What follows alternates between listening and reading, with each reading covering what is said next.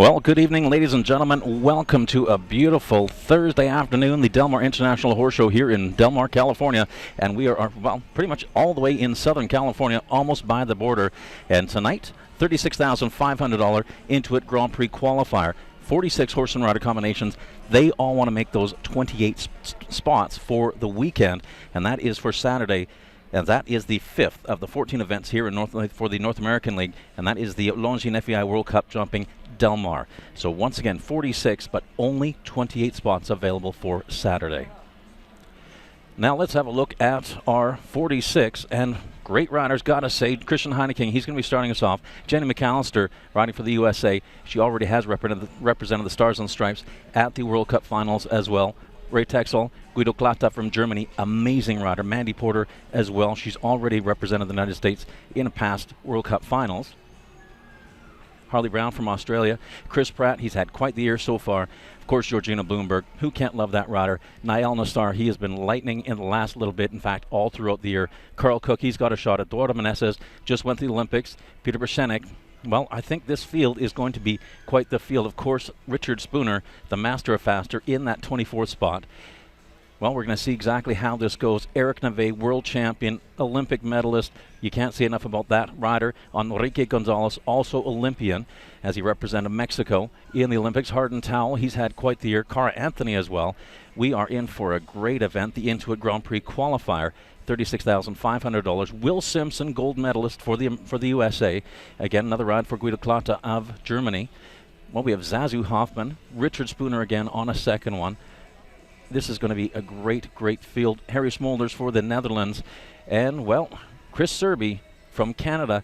He has had quite the 2016 year. He was amazing up in Sacramento. He's down here in Del Mar, California, and joining us for the $36,500 Intuit Grand Prix Qualifier.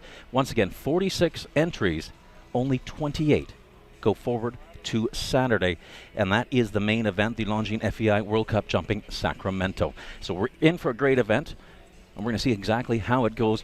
But first, a couple words from our sponsors.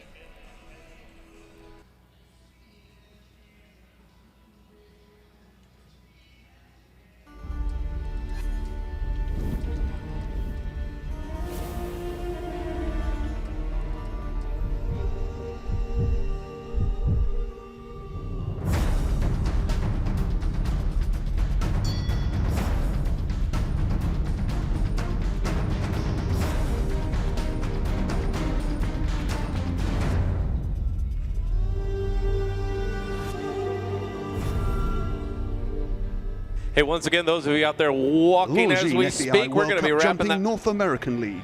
14 qualifying events across 3 countries in North America. Canada, USA, Mexico, from July 2016 to April 2017.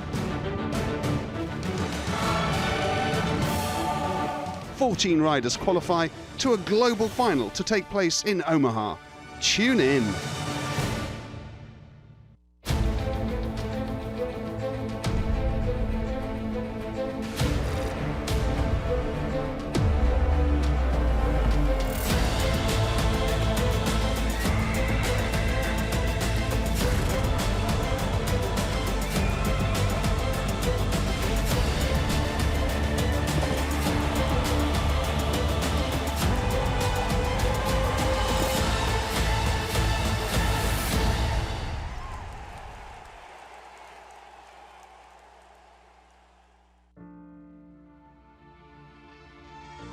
Equestrians live in a different world. One with an animal who has a mind, body, and soul of his own. This October, the world's best horses and riders come together under one roof in Del Mar to compete for World Cup points. Join us for the Del Mar International Horse Show, October 12th through the 23rd at the Del Mar Fairgrounds. 2 hearts, 1 passion, equestrian.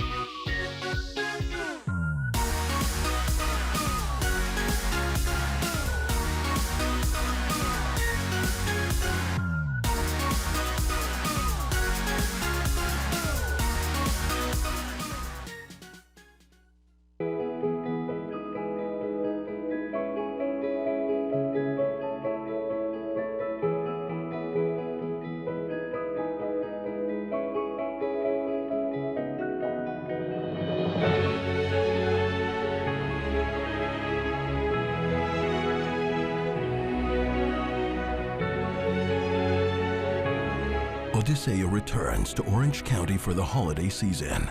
Get your tickets at cavalia.net.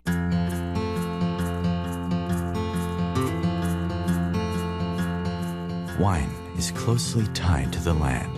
It is earth, sunlight, and passion in a glass. Welcome to Cali Paso, a place where wines of elegance and refinement have impressed critics and created a worldwide phenomenon. A place of stunning architecture, luxury, and passionate winemaking.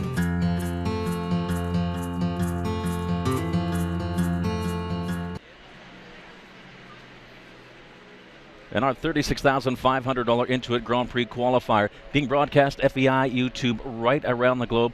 Ladies and gentlemen, thank you so much for joining us this evening. We've had such a beautiful Thursday here in beautiful Del Mar, California.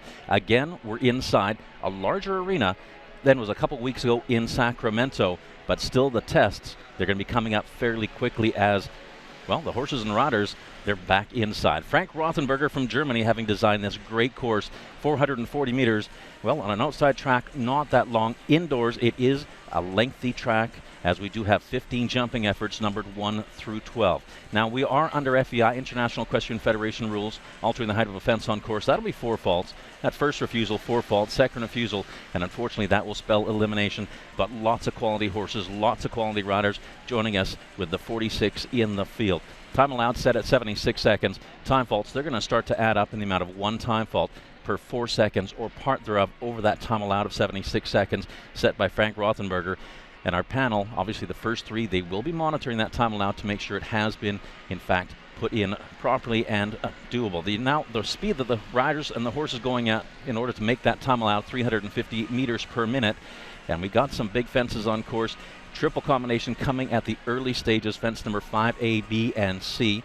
It's a vertical into a 1 stride, oxer in the middle, and a 2 stride to get out. And from there, it comes straight up to fence number 6. 9A and 9B, the second of the 2 combinations. Oxer, oxer, that second oxer, there's a lot of air, so there's a lot of space between the top, that middle, we have a middle white plank, and then the bottom rail as well.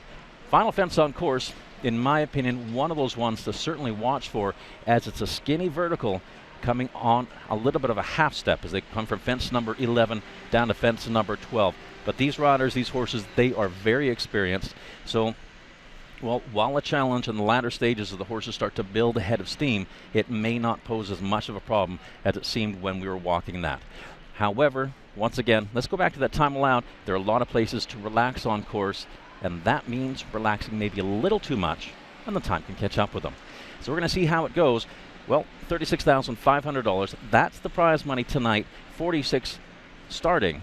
Of course, yes, they like to have the lion's share of that prize money. However, only 28 going forward to this Saturday, and that will be the 5th of the 14 events in the North American League, and that'll be the Longines FEI World Cup Jumping Del Mar. And these riders, besides obviously the prize money, they really want to get those World Cup points. They want to qualify for the finals that'll be held in 2017 in Omaha, Nebraska at the CenturyLink Center, and that'll be March 27th through April 2nd. So that's going to be a tough battle to get there, and then the battle in Omaha, that is going to be tough as well. I'm joined in the booth by Rob Gage, and he will be taking us through a lot of this. Rob Gage, AGA Grand Prix Rider of the Year, and he's an amazing horseman as well. So we're going to see exactly how this is going to go. We're going to get his headset on in just a second, and he'll be joining us as we will be taking ourselves through the Intuit Grand Prix Qualifier. And again, 15 jumping efforts, numbered 1 through 12, and Frank Rothenberger, an amazing course designer. This is a 2-round competition. Have their first round. In the event we do have an equality of faults, tied for the lead after that first round, we're going to bring them back for the jump-off round, and that obviously will be a shortened course. So right now we can see all the tractor drivers just making sure our beautiful GGT footing is absolutely picture perfect for the first of 46. We're going to see how it goes. So Rob, you're joining me. You had a chance to walk this course. Any parts of the course where you're thinking this possibly could be, this could be a little bit of a problem, and any tricky areas on course? I know that triple combination coming up fairly early at that 5A B part. Sometimes the course designers like to put it at the earlier stages, sometimes the latter stages. Does it really matter? Well, I always think the triple combination is one of the hardest parts of the courses for most of the horses. It's going away from the gate. It's a little early, as you said. But there's another part of the course I was looking at, and number 6 down there was the butterfly fence, and it's going right into that railing. Okay, so fence goes right into the railing, which some horses look through the butterfly fence. Okay, so we have that early combination, fence number 6 as well. Certainly lots of obstacles. Frank Rothenberger on the top of his game. However, you know what? We are going to be going right now down to the floor as we, in fact, we'll be playing the national anthem of the host nation, the United States, before we start our $36,500 Intuit Grand Prix Qualifier. Into the arena, ladies and gentlemen. It's very important that we take a moment to acknowledge and appreciate this terrific country in which we all live.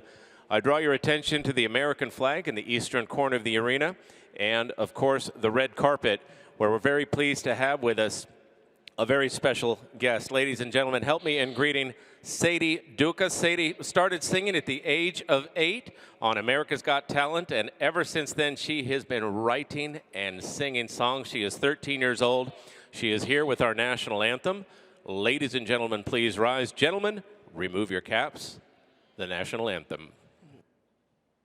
Oh, say, can you see by the dawn's early light what so proudly we hailed at the twilight's last gleaming, whose broad stripes and bright stars through the perilous fight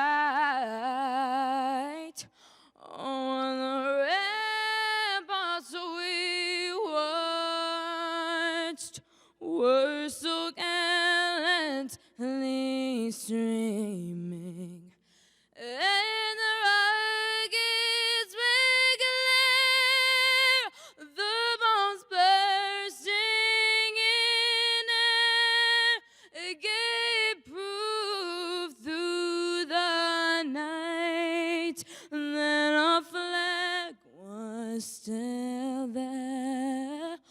Oh, say does the star-spangled banner yet wave on the land of the free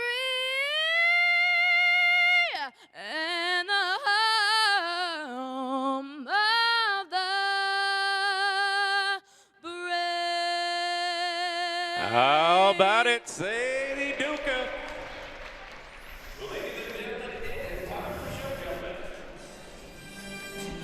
Perfect. $36,500 Intuit Grand Prix Qualifier. Okay, Rob, I got to ask you a question. We do have, from 2 weeks ago, up in Sacramento, that qualifier won by Audrey Coulter and the horse that she's riding tonight, and that is Capital Colnardo. Does that give her an advantage? She won that, and then she went on to win, actually, the Grand Prix on Saturday. And any additional favors that, or additional, I guess? She is the hot rider at the moment. She won both classes up there, not just the one. She also won the big Grand Prix. She won the qualifier and the Saturday. And she's actually a local California girl. And because that's a kind of a smallish indoor ring, and so is this, obviously she and her horse know how to handle those tight corners and such. So that's perfect. I mean, obviously, week after week, it's up for grabs for anybody. And our first rider, Christian Heineking of Germany, He's a great rider. Love this rider. He's aboard the 12-year-old gelding, AJE Clooney. And this horse rider combination, they've been together for quite a while. And Christian Heineken, obviously originally from Germany, he now rides out of Texas. That's right. He married a California girl, and they moved out there. And so at this point in time now, he's looking at that 9AB combination, the A part.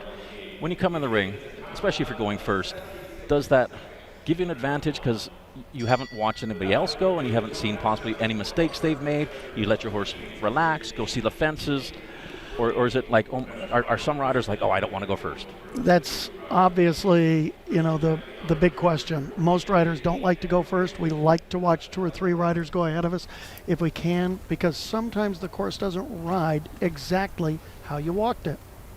And when you go early in the course, first, second, or third, you don't really have a great idea of the time allowed. That's true. That's very true. So fence number 3, there's the triple bar, and it's a bending right-hand turn on to fence number 4. And so far, it seems like he's having a great ride. I thought this would be the easy part of the course right in the beginning. It starts to toughen up a little bit here now. Now here's that triple combination. Okay, the horse is jumping amazing. Now this is the one you were saying, fence number 6. Yeah. Because they have a tendency to look through it. No problem at all. Not a problem there. So a left-hand turn coming down to a line here, fence number 7. Now 8 has a Liverpool underneath that. And it actually has the Liverpool a little behind it, which can sometimes be a depth perception issue for the horses. Okay, so hopefully we can go back to that term behind it when Christian's done. Sure. So here's fence number 10. He only has 2 more efforts, 11 and 12. It looks like time's going to be good. As he's coming, a little knock there. And that's down. That is down. Okay, so fence number 11 coming down. Christian Heineken, AJE Clooney, and that'll be 4 jumping faults on course with a time of 69.32 seconds, easily under that time allowed. Now you mentioned that Liverpool is behind the fence. Yes, the course designer has the option with a Liverpool to put it all the way in front of the rails, halfway underneath the rails, which is the easiest, okay, look, and then behind. There's that fence. He looks like he barely touched it. He barely touched it behind, and just enough to roll it off the back edge of those plastic cups. And that's got to be just a little bit tough. You go first, you're thinking, oh, I'm just about done. I'm coming up to that last line. I see the last 2 fences and just barely touching that. Well, you know what? First American rider is the second to go, Jenny McAllister, and she rides the horse owned by LegusEquine.com of Burbank. And this is a big 10-year-old gelding, Legis Touch the Sun. Yes, he was clean, Jenny told me, and 6th in the Sacramento Welcome Qualifier a week ago. He won the Open Welcome at the Oaks back in September. Yes, no, they were very, very successful up in Sacramento. This is her number 1 horse right now. Because in fact, and just had a rail down at number 2. Oh, and that's just too bad.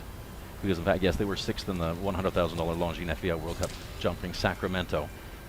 So with an early rail like that, you still have to just keep batting down the hatches and say, you know what, I still got to go at 4 faults. I still want to qualify because there's only 28 qualifying positions for Saturday. Boy, that's it exactly. Tonight is all about getting in for Saturday night. So possibly a rail won't put you out of the 28. 4 faults will most likely be in. 8 faults might be in. More than 8 faults is most likely out, but you never know. That's true. Okay, so there's that Liverpool. She still just has that 1 rail. Horse looks like he's jumping great. Oxer combination. He was just a little sloppy over that 1 fence. I didn't think she made a bad ride at all. He came to this one a little sideways. No problem. Okay, so fence number 11, 12, last 2. Here's the Oxer. Fence number 12, which I thought would come up fairly interestingly for the horses so far, doesn't seem like it to be a problem. 4 faults, 71.08 seconds. A little bit slower than Christian Heineken. That's going to put her in a 2nd place. That rider, the first rider for the USA, Jenny McAllister, Lee just touched the sun and barely touching fence number 2. That's right. But unfortunately, as you said, well, you touch them, they come out of the cup sometimes, even if a very, very light touch. So Christian Heineken, Jenny McAllister, well, we do have 2 tied with 4 faults for the lead, but the early stages as 46 is the field. There's the sound of the tone, and this rider rides for Australia, Lane Clark, and this horse owned by Georgie Maskery-Segisman is Baloo Yu, an 11-year-old gelding. I got to say, I love this horse. I love this rider together. I've watched them in Grand Prix here in Southern California. This horse is, when I say massive, he's huge. This horse, Lane told me, is 19 hands high. Oh my goodness. I've never, and it's a little deceptive because Lane himself is like 6'2", 6'3". Lane's father was a shoer and now a trainer himself, and he works with the fabulous horseman Mickey Hayden, and they do great together in Orange County. Because Lane and this horse, they've had great success in 2016. In fact, they haven't had a long partnership together, but without having a long partnership, sometimes is at an advantage where it's, I mean, they've done their Grand Prix, they've won Grand Prix and everything like that, so it's not like they don't really know each other, but they haven't been together for 6 years. Does that change things a little bit? I don't think so. Now, he cross-cantered down to that jump and never was on one solid lead. Okay, so hopefully we can get a replay of fence number 6 of that cross canter. You can tell us exactly why that might be a little bit distracting for the horse. I think it's always a little harder in these small indoor rings when you've got such a big horse. It's a little harder to maneuver them around. But Lane's an experienced rider. So in fact, 2 big horses in a row, because Jenny's horse is a big horse, this horse as well. And Lane did 6 strides down the last line, whereas Jenny did 7. Okay, so it's a little bit easier on the big horses to leave a stride out, and his time was good at 68.74 seconds. 4 faults from our first 3 riders apiece. Lane Clark, Baloyu, and just the 4 faults on that. Well, unfortunately, on the butterfly, fence number 6, and that was the one you were saying that possibly could be a problem, was that fence number 6. You said he got the cross counter on it, which means, just describe that.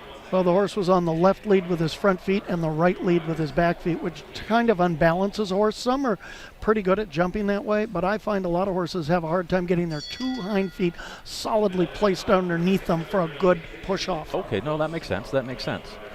Well, Arthosar, let's stay and go back to the American riders, in fact. And Arthosar, this is an 11-year-old stallion. Casey Ament rides for Montes Horse Management. You know what? I gotta say, fairly young professional rider here, but she's a phenomenal rider. She was a great junior equitation rider with Karen Healy. Just a little side note, Casey Ament and I share a birth date. Not the same year, obviously, but the same day. Casey had a great Spruce Meadows up in Canada where she won a couple of very big classes, and she was really coming into her own as a professional just this past 2 years. Well, and the one thing about Casey is you're always going to get a beautiful ride out of her. I mean, she flows with the horses so nicely. There's nothing that goes against her. Smooth, yes. Accurate, a great touch on their mouth. Okay, yeah, so we all have high hopes for her as her career progresses. So nicely through that triple combination on to fence number 6. Here it comes. Okay. Good. So her horse stayed on that left lead as it came down to fence number 6. And I think that helps. Oh. That's where the Liverpool caught him. He looked down at the back side where the Liverpool was and forgot his back end. He hit that pretty solid with his hind ankles. Now, which is more common to have the Liverpool, at the back end, the front end, or in the middle? In these big classes, the hardest setting is when it's behind the jump, and that's what they have tonight. Oh, and that And final so that's fence going to comes be down. 8. Yeah. 8 faults. You know what? That is the 11-year-old stallion Arthosar. Casey Ament for the USA. The time 67.10 seconds. And right now that's going to put her into 4th place on that leaderboard. Just those 2 unfortunate rails at the Liverpool and at that skinny at fence number 12. And the skinny fence is a little bit harder to jump. Obviously, not only do you have to absolutely make sure you get in the center, but because the pole is smaller, it is lighter in weight and falls easier. I didn't even think about that. That's true. Yes. Because as you cut away more material, it just becomes lighter. Okay, rider for the USA, Ray Texel. And this horse owned by Katie Harris and Paul Schockemuller is the 11-year-old chestnut mare, Baldira. She was 3rd here with Ray last week, right here in this same arena in the Grand Prix. And Ray told me I could tell this story. In Sacramento, he said he was clean in the big Grand Prix till the very last fence when he jumped the wrong jump. Yes, actually, I was there and watched that. It was unfortunate. No, I actually had Ray Texel, great professional rider here for the USA, Baldira, another wonderful chestnut mare as well, and still the early stages. Yeah, Ray was the greatest junior rider of his era, and I mean the greatest. He won both the medal finals at Harrisburg and the Maclay finals in New York, and that was 1989. Here comes the triple. Okay, so that B element coming down. Just looked like the horse barely touched it with his hind end, but Just, I believe, saw the C element coming up, wanted to get back down on the ground to give herself a little more space. I think she was actually trying to be too careful. and so sometimes if the horse is a little bit too careful, that can be a detriment to themselves as well. Sometimes they will jump up a little too high, stay in the air, and drop down on a back pole once in a while. And you can't get mad at a horse for trying too hard. You no. just can't. Okay, so just the one rail. Kind of looked like he picked up his pace a little bit. Boy, I was going to mention that, but obviously you knew that. He wanted to be one of the faster of the fours.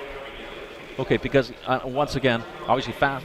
If we do have a clear fast as the 4 faults right now, would put you into second place and still give you a better positioning, and also the 28, because they have to have both on their minds. That's a little bit difficult, I think, as a rider, is it?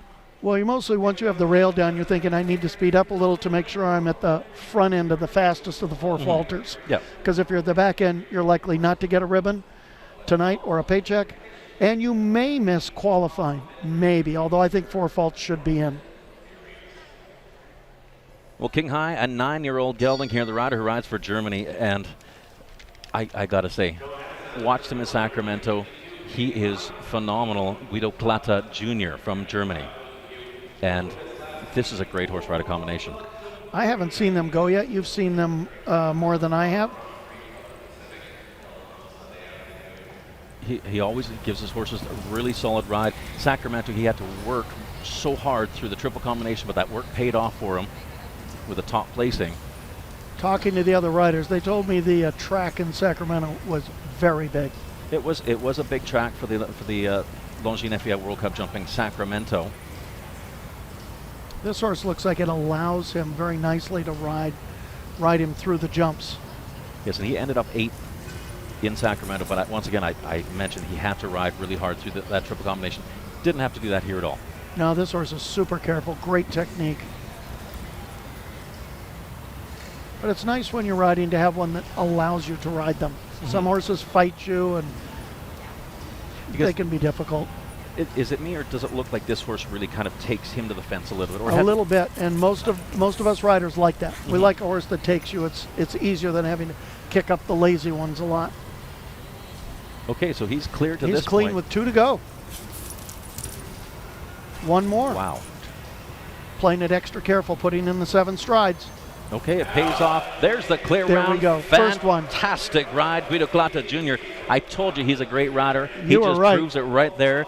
King High, the 9-year-old chestnut gelding, and they made that look so easy. That is the one he was 8th on just 2 weeks ago in Sacramento for the Longines FEI World Cup Jumping Sacramento. Let's see, he comes in, and that's fence number 7. I believe this is the line down to the Liverpool. Yes, it that is. a couple of the other horses have had some issues with.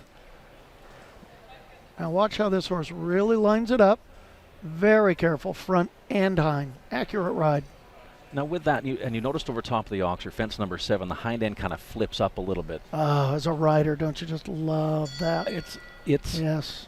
Is it harder to stay on that? I mean, No, but it sure does feel great. There's an expression amongst us riders: you can outride a horse with a poor front end, but you can't do much about their back end. Okay, well, you know what?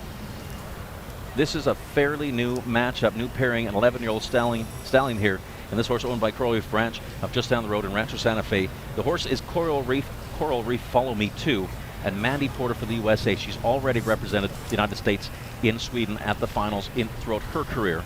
Mandy's a local girl. She grew up in Palos Verdes, which is where I'm from. She told me today that she and this horse have only been together for about a month and a half, so they're just kind of figuring each other out. Now, with Mandy's experience, does that figuring out happen maybe a little bit quicker? It does, absolutely. She's an experienced rider. Oh, that horse, if they could show that again, you will see. She was a little deeper than she wanted to be. The horse took her past the spot, and it dropped a leg down, which we don't see very often at this level. But there's where their inexperience together came out. Hopefully they can show that jump again. Yeah, because it's unfortunate. It almost looked like the horse was maybe, as you said, just pulling her a little bit past where she wanted to be. You know, it's at this point where they're probably still figuring out the right bridle for the horse, the right work schedule. You know, how much does the horse need to be worked in the morning before the big classes or not? I didn't even think about that, and you're right, because I mean the same bridle, the riders don't have exactly the same the feel or anything like that, so you may have to change a bit. Absolutely. It's not a big deal. Okay, so just that one rail. They're going to be happy with that round. I think she's going to be really happy with that round. So. I mean, only a month and a half together, and that's an 11-year-old stallion. Corey, follow me to Mandy Port of the USA, 4 faults, 69.74 seconds. Well, we do have that one clear. I know Mandy was, I think we're coming Here up. it comes. There it is. You can see the horse putting its head up while she pulls. So you're about to get too close, and he just couldn't get his left front leg up all the way. He didn't hit it too hard, but he'll learn from that, and they'll figure something out from this for next time. But it's likely she will qualify for the Grand Prix. Likely. And it really did look, I mean, at fence number 4, he kind of fought her. Coming out of fence number 12, it looked like she was kind of getting the same, hey, you got to come back to me a little bit. But he looked like he improved as the course went on. He was a little more tired. Yeah. You know, it was later in the course, and then he was listening to her. Yeah. He might have been a little fresh early on, but that's just them getting to know each other and the work schedule they need to prepare him. Now we will go on to Peter Berschenek, his rider, another one of the foreign riders, originally from Austria, in fact, rides out of California. And Peter Berschenek aboard Color Your Life. He's the part owner of this horse with Pam Billick. This is a 9-year-old gray mare. This is the horse I often see him on at the Blenheim Grand Prix and other Grand Prix in our area, and he's usually very good on this horse. This one's a clean jumper. And you're right, in fact, Peter, and oh no, fence number 4 came down again. Wow. And hopefully we can see a replay on that one, because I know you were looking into the ring, and it just seemed like he didn't get there or come off the ground quite well enough. I'd love to have your opinion on fence number 4. Yeah, I'd love to see that again as well. Now his horse seems maybe just a little bit hotter or more animated at wanting to attack the fences. You know, and I think that's Peter. That's the way he likes to ride them. He rides his horses with a very strong leg, very German, we would say.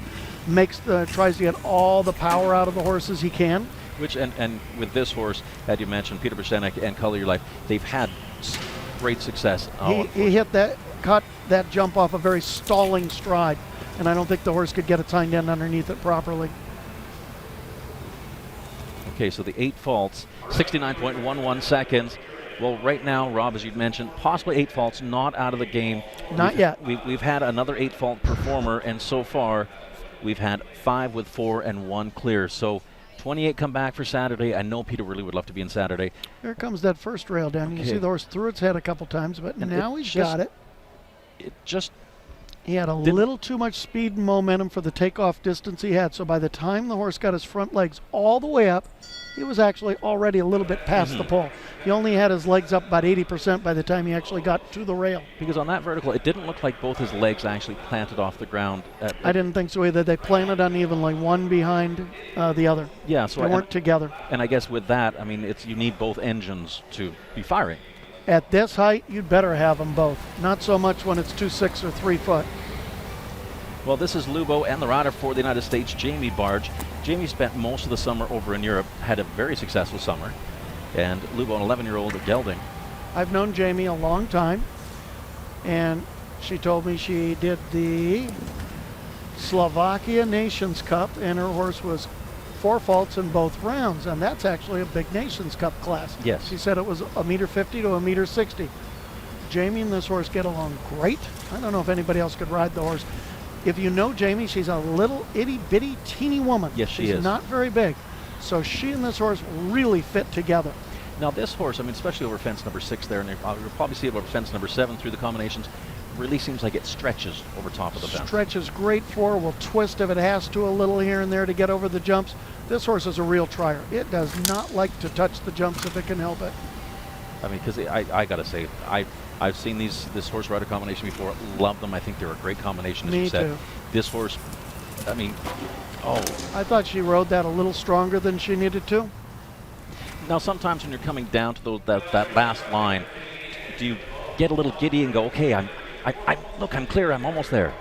I don't, but maybe some people do.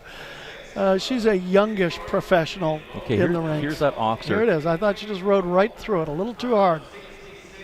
Oh, yeah. Yep. Just couldn't get that front end out of the way in time. I think by the time The horse reached the peak of its arc, was all the way over the back rail already. That's too bad. But still, you know what? Four faults. Hey, that's not going to put her out of the game. Jamie No. Barge and Lubo. Well, let's go to Australia now. We're going to take a trip right around the world for the most part here in the Intuit Grand Prix qualifier. This qualifier for Saturday, Australia. Up next, Harley Brown and Apex, a 12-year-old gelding. Now, I know Harley rides for Australia, but he's lived here, he told me, in California for 15 years. He lives up in the Bay Area. Yes, he does. And this horse owned by Emma Reichow and also Harley Brown.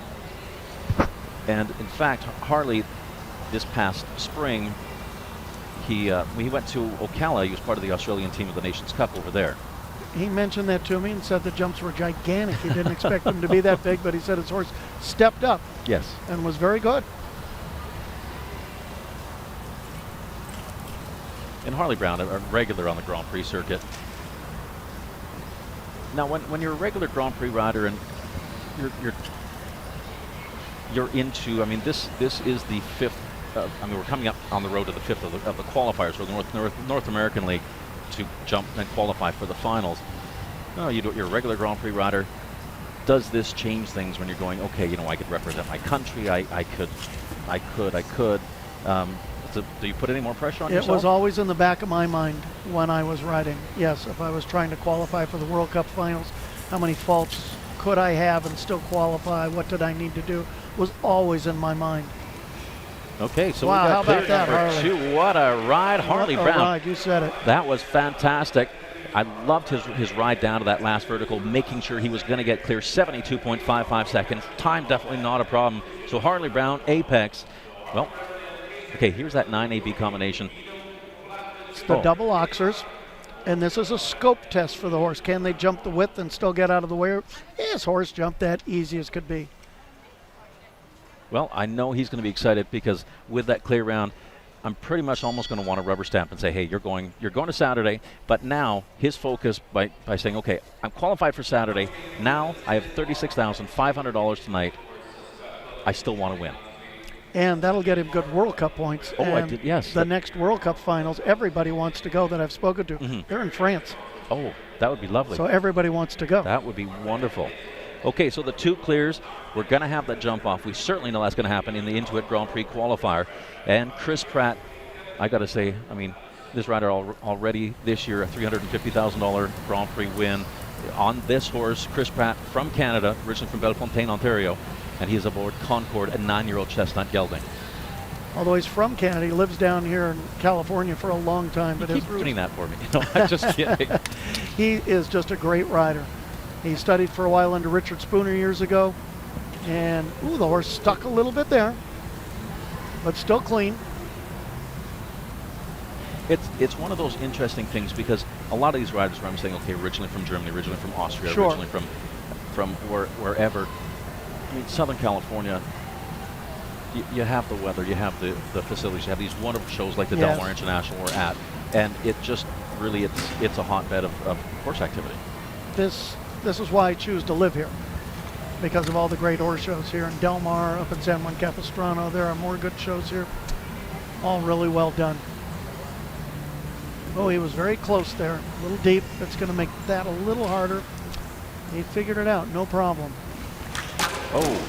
I think the close distance at the first jump made him ride up hard to the Liverpool, which then got him too close to the double oxers. Okay, so the 7, so that actually can compound on itself. Absolutely. Oh, that's too bad. And it's starting to fall apart a little here with the 8. But I knew something was wrong on the second fence. The horse stuck and looked, which is not common. And especially not for this horse.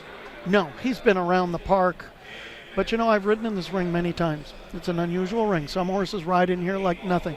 Other horses get a little confused by all the spectators that are at eye height. We just came off that Liverpool, and he looks like he's working.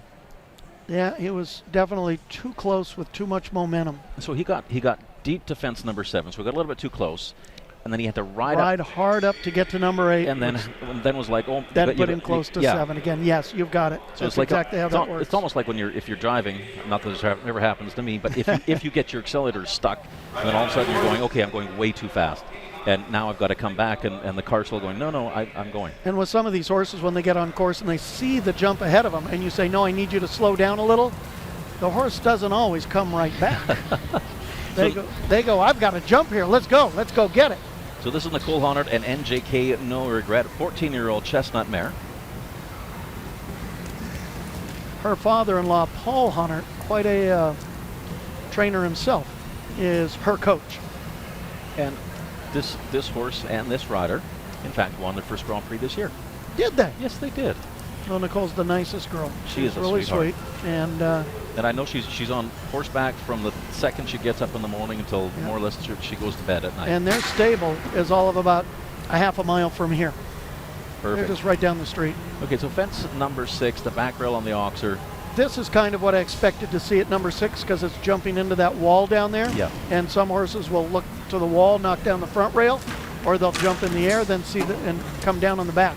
Now she looked like she had a little bit of a communication disagreement on the way to that combination. Yeah, she and this horse, sometimes it's going along pretty good, but when she really has to make a big adjustment, this horse fights her a little bit. Okay, so just the 2 fences down. And the time 70.44 seconds, and that was Nicole Honard, NJK No Regret.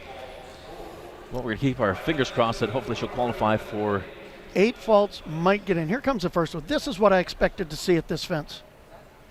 See how the horse kind of stalled? I think it's looking at all the fencing down at the end of the ring. Sometimes does that fencing at the end of the ring cause a problem, like the horse is thinking, okay, I know I have to turn. Yes. So maybe they don't get across. You're 100% right. And so they jump up in the air, see the fencing, and they kind of stall in midair and come back down to the ground. Just a 1/10 of a second early, that's all it takes. This is Colino, entry number 641. That's the bridle number, 12-year-old gelding, and the rider from New York, New York. And such a great young rider here, Georgina Bloomberg, riding for the USA. It's nice to have her out here again this year. She came out here last year. I guess she must have liked it. I think so. She was here on Lily. And we certainly love having her. We will see her later on in this class on Lily, and she was very good at the Longines. She was brilliant in Long Beach for the Longines FEI Masters. And even though technically this young lady's an amateur, she doesn't ride like an amateur. No. She's been riding a long time at a top level, and she rides as good as all the pros. Now, the one thing I do have to say is, and not that this is surprising, but these riders, they're fit. I mean, the horses are fit. I mean, the horses have to be fit at this level, but the riders are equally as fit. Absolutely, especially if you go someplace outdoors where it's a long course. And here, a lot of people won't know this. It's evening now, but all day in this area. It was in the 90s today. Yes, it was We're very having hot. a weird heat spell go by. So unfortunately, 2 early rails so far. Now, Georgina knows she has a second ride. Does she just turn this maybe into a schooling ride so far, or still, hey, let's challenge and learn something? This is a great time for Georgina to feel how all the strides ride from jump to jump inside the line. So when she comes back on Lily later, she should know exactly where to place that horse's feet at every single fence. That's perfect. So just 2 fences remaining. There's fence number 11, fence number 12. That's the skinny vertical, 8 faults. Well, on the finish line, so time certainly has not been a factor tonight, with that time coming in at 70.51 seconds. 2 fences coming down, 8 jumping faults for Colino and Georgina Bloomberg. So let's have a look at this. And here she comes into that. There's the triple bar. Got over the triple bar. And that's the course designer's little trick there. Try to get the horse and rider going forward over the triple bar hard, because the highest rail's way at the back edge of the jump. And then the test is, now will your horse slow down and come back for the vertical? Yeah. And she was pulling. She knew what to do. Georgina knew what to do, but the horse didn't quite come back enough. Well, Lorden is up next. Lorden, a 12-year-old stallion, and the rider who rides for Egypt, actually rides out of Encinitas, California, but he rides right down the street. Right down the street. And this is Nael Nassar. I just got to say, wow. I think he had amazing, the Longines, the LA Masters. He was amazing. He won the speed class. He was second in the Grand Prix on this horse. I told Nael when I was talking to him earlier tonight, I said, you know, Nael, I know you're so much younger than I am, but I'm a fan. I love to watch you ride. And even my girlfriend likes to say about Nael, not just this horse, all the horses he rides, his horses like him. Yes. They like his style, his technique, his smoothness. And for people who don't know, a couple of years ago, Niall won the $1 million Grand Prix on this very horse in Socrates, came back the next year and was second in the $1 million Grand Prix in Thermal. I mean, this is one of the great horse rider combinations in America today, in my opinion. It certainly is. And the one nice thing about Niall, if you get a chance to meet him, he is one of the most humble people on the planet. He He's really the nicest. is. And so far, so good through that 9AB combination. And you can see why they won the million, and then were second the second year. And also, well, winning so much in, Oh, just a little cheap little rail there. The horse caught it behind. That's too bad. But well, still four nice, faults. 4 faults, and it's still a nice flowing time, 69.26 seconds. Egypt's Niall Nassar and the 12-year-old stallion Lorden. Well, that's going to put them in a 6th place right now. This is one of those unusual circumstances. He might not mind today having the rail down to save his horse for the big Grand Prix, maybe. Watch the hind end. Right there, just dropped it down a half second early. The interesting thing is actually when the horse took off, and I know in the hunter ring they don't like this, horse swapped off. Yes, it It did. changed its That's lead why right in there. the hunter ring we don't like it. Oh, it okay. changes how the horse jumps. Ah, okay. They don't stay solid, and that means they don't usually stay straight and square as they jump the jump. So because the horse did a flying change that last stride. And that caused the horse to make a little bit of a curvature as he left the ground. Okay, that makes sense. So a 12-year-old mare here, Tembla, and the rider from the USA, Carl Cook. Now, Carl Cook, he up in Langley, BC, he was the champion of the Longines FEI World Cup jumping Langley. So he already has one World Cup victory under his belt. Carl and Niall are both about the same age, 25, and they are two of the up-and-coming young riders, maybe in the world, to be honest. They're already great riders, and they're just going to get better and better. And I mean, because Carl, he had such great roots that were put into him. He was the North American Young Rider, both the individual gold medalist and team gold medalist. Twice. He started his riding career with Butch and Lou Butch Thomas. and Lou Thomas, who did a great job for him to get him started. Just great job. You know, he did those accomplishments through his junior, his amateur career, and now at this point in time, he rides with Eric Neve, world champion. One of the greatest riders in world history. Yes. So you're and right. we will see Eric a little later. Yes, and we certainly will. So it's, and the one thing about Carl, I got to say, he never really looks like he's going for speed, never looks like he does any. Is that a trick? I think that's just Carl's technique. He's very smooth, even though he was not an equitation rider. He was just a jumper rider. Oh. The back rail on the ox are coming down. Yeah, unusual. The horse was so good the rest of the way. So 4 faults, Carl Cook and Tembla. And the time 70.53 seconds. That's going to put him in 9th place, the Intuit Grand Prix Qualifier. You know what? Still just the 2 clears. So we are going to have a jump off. We'll have to make it a little bit more. Let's see. He's coming into that 9AB combination. Now watch him pull back on the horse's mouth in midair here. Watch this. See that? Now, see him lift that horse up off the ground? Is that what that does? That's his technique. This is Carl's technique. Some riders use that to great success. Because I guess, I mean, with that, the horse automatically wants to elevate a little bit more. I didn't ride that way, and some riders don't, but that's his technique, and it seems to work for him. Okay, so 4 faults, Carl Cook and Tembla. There's the salute. Catalina is a 9-year-old mare here. This rider, well, he rides for Brazil. He also represented Brazil in Rio this year, and I think the world of him, Eduardo Meneses. I see Eduardo pretty often because he lives right down the street again here. He's another local one, even though he's a Brazilian rider. He is super fast in the jump-offs. I mean, he just lets it all out. And I believe, wasn't he 2nd or 3rd up in Sacramento in the big Grand Prix? Yes, he was 3rd, in fact. Yeah. It was a fast jump-off, I got to tell you that. That's certainly one of his strong suits. Oh, my apologies, he was in fact 2nd. Chris Serby of Canada was coming last. He was 3rd. So we have our top 3. We like that. We would love to see Eduardo go clean just because he's so exciting to watch in the jump-offs. He does. He makes the jump-off so dynamic, so the energy that he has.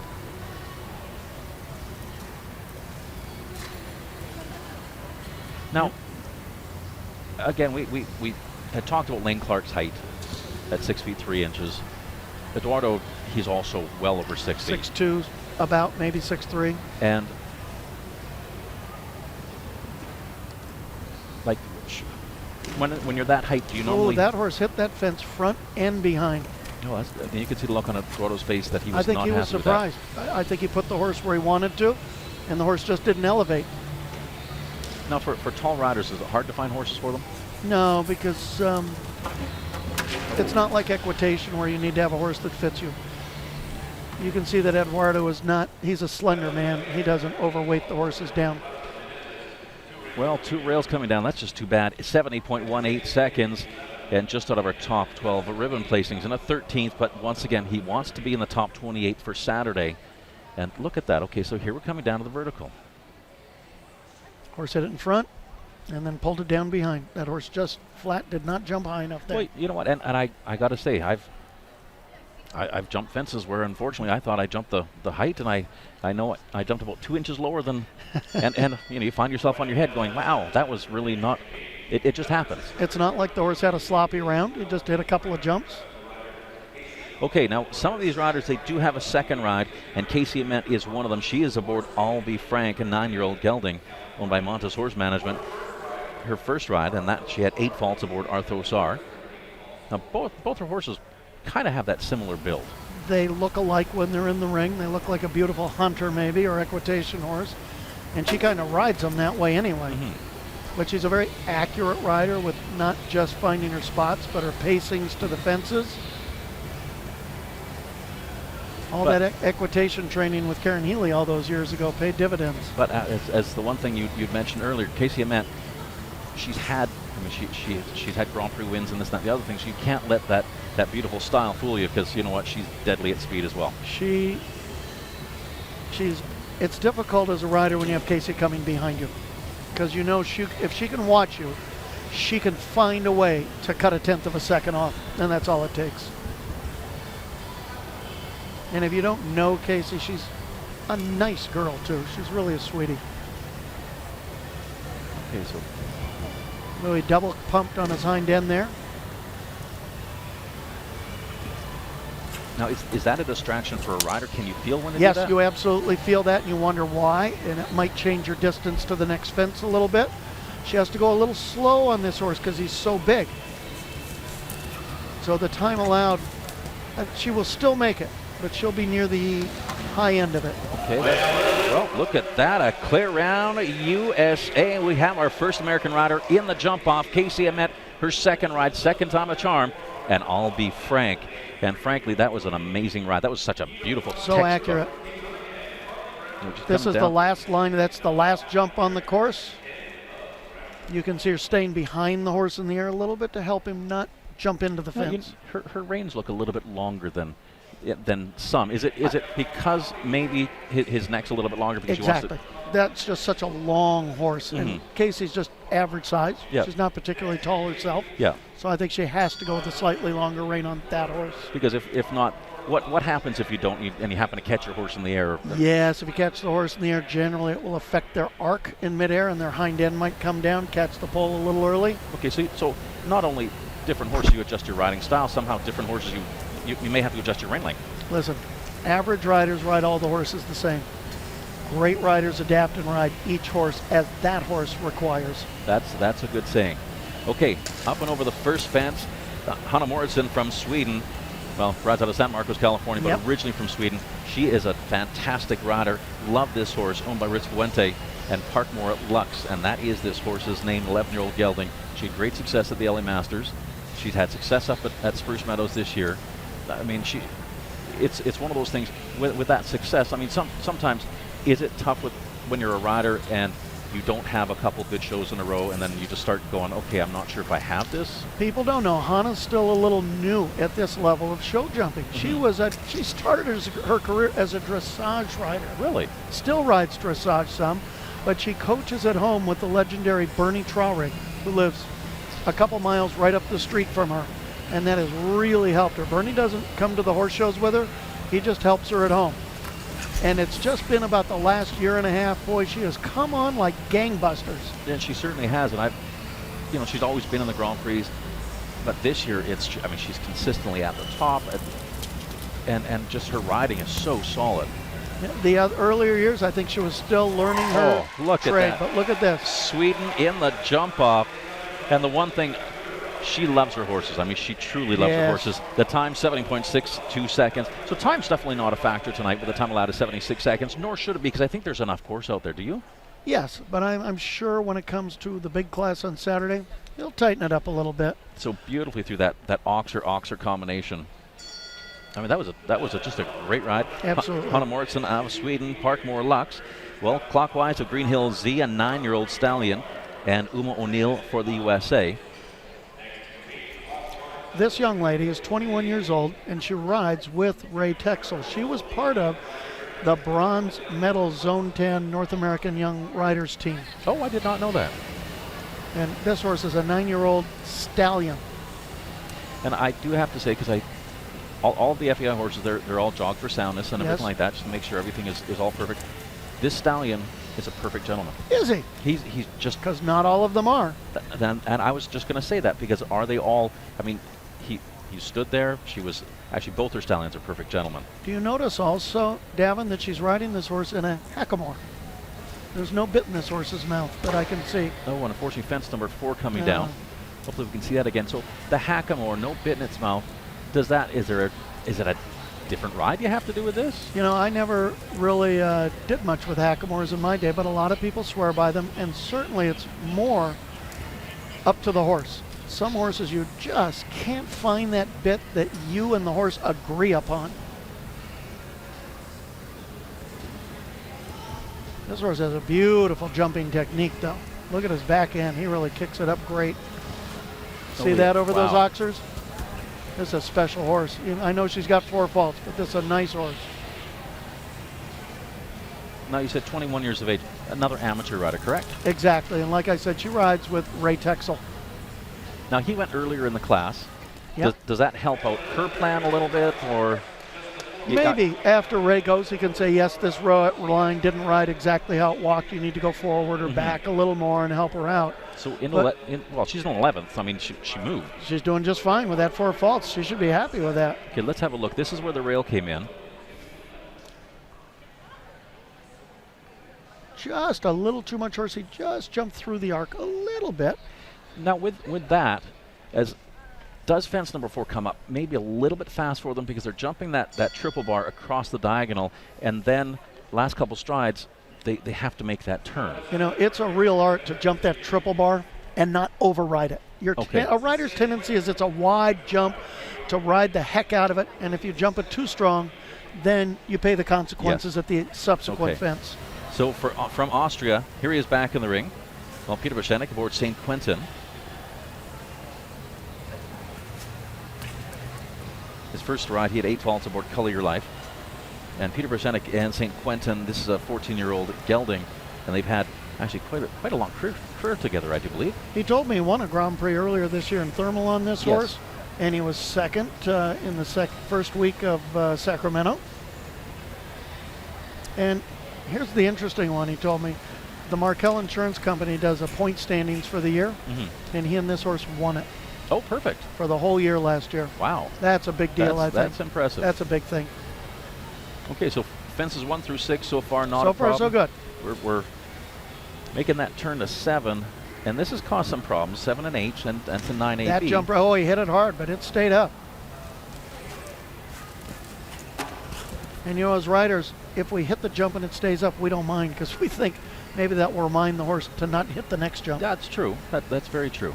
Okay, so just 2 fences remaining, and I know he'd be super happy with a clear. Oh, of course. He opted, you noticed, for the forward 6 strides there instead of the short 7. He had time to do the short 7, but his horse got there in 6 okay. Look at that time, 64.53 seconds. Fast. He was moving on course, and unfortunately that skinny vertical coming down. Here's the move down to that skinny vertical, and just that front end. You know, the horse just rubbed right over the top of the rail, which I think started it rolling. Yes, that's true, because the cups, and then with the round rails, you start that spinning and it just naturally wants to continue going. Davin, hasn't this been an interesting course so far, though, because the faults are happening all over the track. Yes. They're not just at one point. Well, and Frank Rothenberger doing such an amazing job here inside. And Matthias Ekeroth is another rider for Sweden. And Aldous van Zorglier is a 9-year-old mare. Now, well, Matty Sakharov, another one originally from Sweden. And I do believe he rides out of the Bay Area. Does he? So he should have been at the Sacramento Grand Prix? He was not actually at the Sacramento Grand Prix. And sometimes is that a strategy where you're like, okay, maybe my horse isn't quite fit enough or ready to do a Grand Prix. I mean, it might be a Grand Prix horse, but maybe, it's had some time off or anything like that. If somebody did the Longines Grand Prix and then the Sacramento Grand Prix in here, it meant their horse did 3 weeks straight with travel to Sacramento and back. Oh, that's true. So a lot of people might have skipped one of the events just to take it a little easier on their horse. When I used to ride, I used to say, your horse can either travel a lot and show a little bit, or you can show a lot but don't travel too much. I guess that's true. I mean, it's not like you... Ian Miller on Big Ben was one of the few that he could travel, and that horse was always fit and ready to go wherever he went. Because I guess it's no different than when we travel. It's a little fatiguing. It's sure. A new place. Horses have to go through time changes just like us. No, Matty Sakharov, he looks like he's having a very controlled ride. Like it's almost careful. Whoa, and I think you nailed it. I was about to say, I think he's overdoing it a little bit.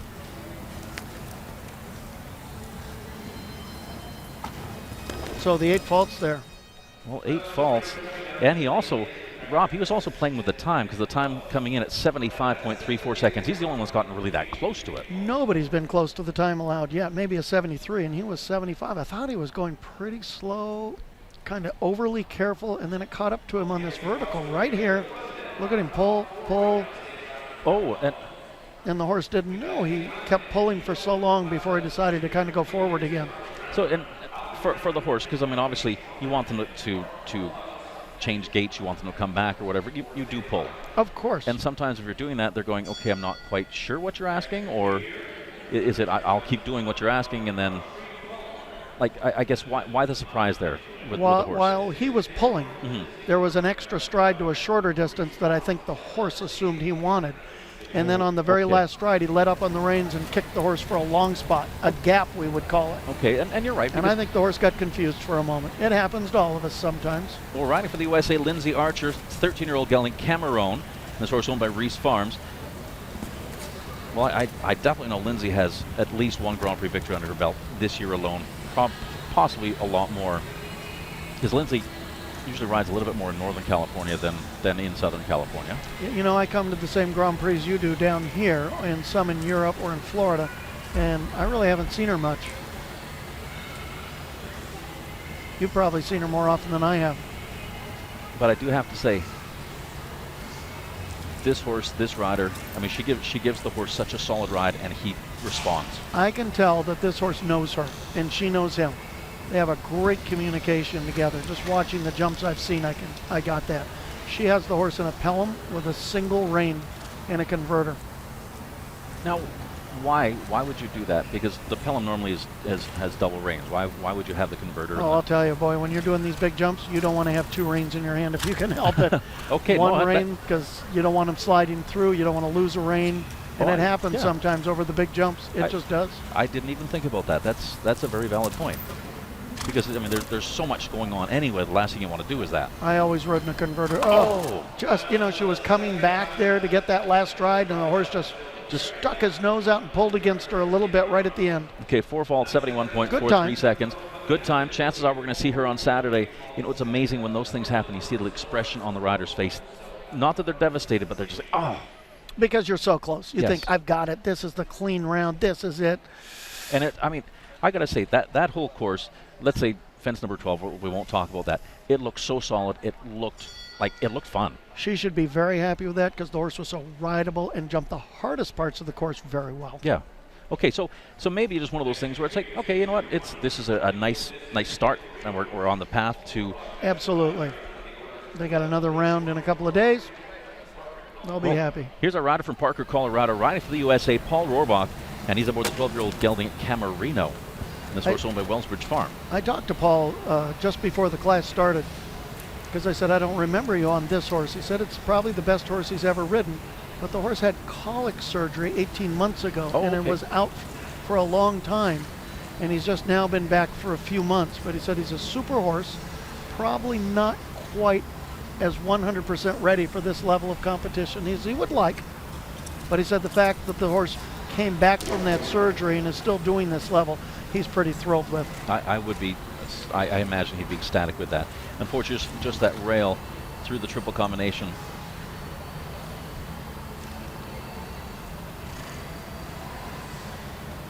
Now this horse, and maybe it looks like it has a kind of a bouncy canter.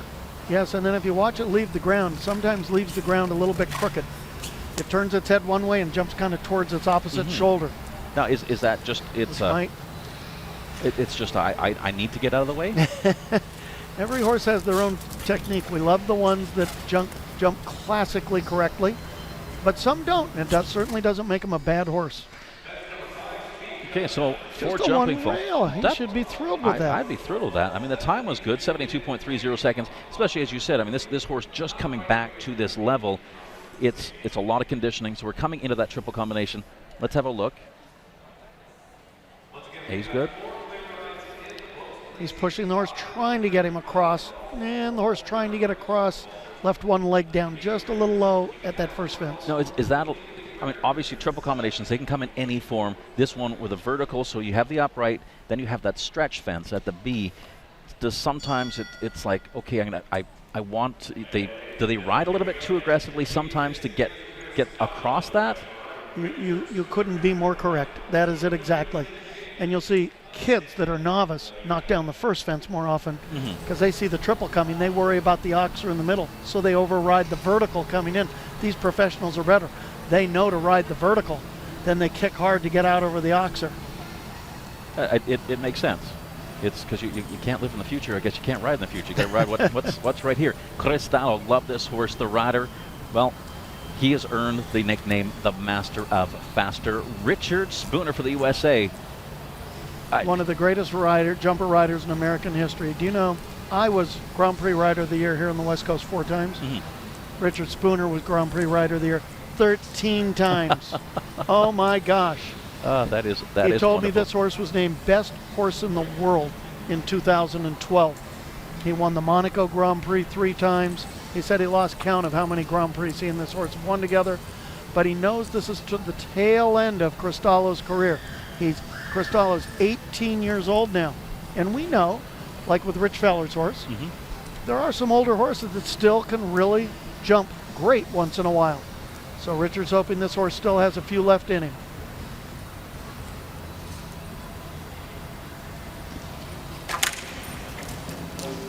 Oh, I'd love to see that again because it looked. I mean, obviously the horse didn't get across that oxer. No, he didn't even come close to crossing it. He was a good 6 inches short. Unfortunately, late rail at fence number 10. That could hurt him trying to get into the Grand Prix on Saturday. Okay, so 2 fences coming down. Wow, I'm just surprised. at the latter stages, fence number 9A and fence number 10. Fence number 10, that was a late rail. I mean, it didn't look like it stayed up there, and all of a sudden here comes the first rail into the in and out. Now watch, he jumped up, and he came down on that thing. I'm surprised he even made part B clean. He struggled a little bit there.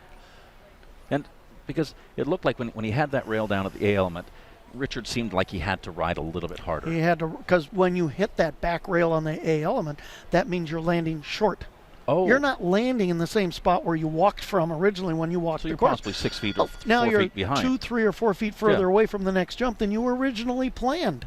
But Richard knew that. That's why he kicked the horse up real hard to get him out over the second part. So that's, and sometimes when you're watching the lower level riders and what have you, and something like that happens because they don't have that experience. That they don't get it yet. It happens, and then all of a sudden they don't do anything. They assume they're landing in the spot they walked from, but you're not. Didn't even think about that. And that's where this course designer is getting some of them over the triple bar. They walk the course to land in a particular spot. A few of them are riding the triple bar so hard they're landing a foot, 2 feet past that spot, and then they're surprised when they're a foot or 2 foot too close to the next vertical. That makes sense. Okay, Katipso up next, 9-year-old gelding, one of the most phenomenal riders. Love watching this man ride. Eric Neve for France. He's probably, this is at the tail end of his career, but in his day, he was one of the greatest riders in the world, and he will go down in history as one of the world's greatest riders ever, ever, ever. Well, I got to say, and I know you said it, probably maybe the tail end for Eric's career, but I'm not quite sure because I keep watching him ride, and he rides all types of horses, and he's just, it's like he was born in the saddle. Yes, and you know, riders these days do ride into their 60s now. It's not as uncommon. When I was riding, people retired mostly in their 50s. I retired at about 49. But Susie Hutchison is just a little younger than me, and she's still riding in the big classes. Well, and Ian Miller as well. Ian Miller's, what, 69, I think? Yes. And still competing at a very high level. Yeah, and unfortunately, we didn't have a horse to go to Rio for the Olympics, but still actually could have qualified to go to Rio. So it's age really is it's one of those nice things because it's being thrown out. That's too bad because fence number 11 coming down. Okay, but just the one rail. Still at one rail. And coming in sub 70 seconds, Eric Neve for France and Katip. So chances are we're going to see him on Saturday. He's going to come back with a vengeance. 69.83 seconds. Wow. This has been a great competition, the Intuit Grand Prix Qualifier. And there was that front rail. So just the front rail coming down for Katipso and Eric Neve.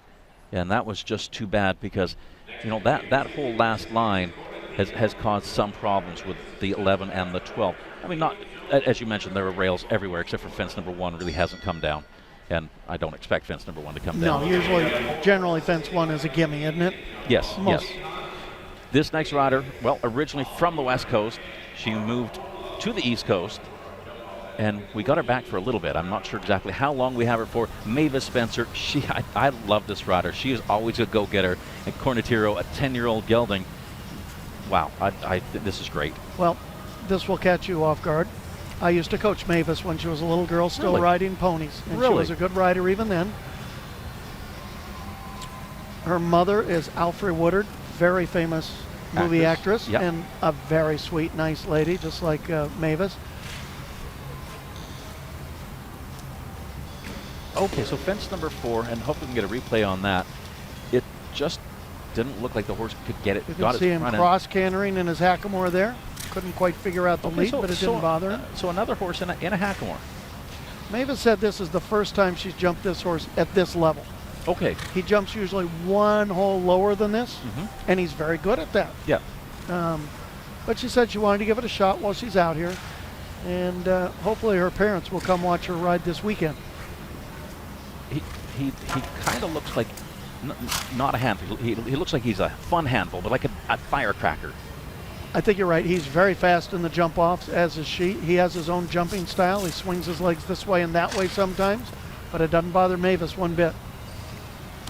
Oh, just that little. He left the ground unusually there. Something happened, like maybe a hind foot slipped just an inch or two. Okay, so maybe we'll get a recap on that final fence, because that'd be interesting to watch to find out what happened, because that early rail, okay, not that big a deal. Fence number 12, that's going to give her 8 faults. Here comes that fence. Now watch the feet and see if anything happens, because he he left the ground unusually.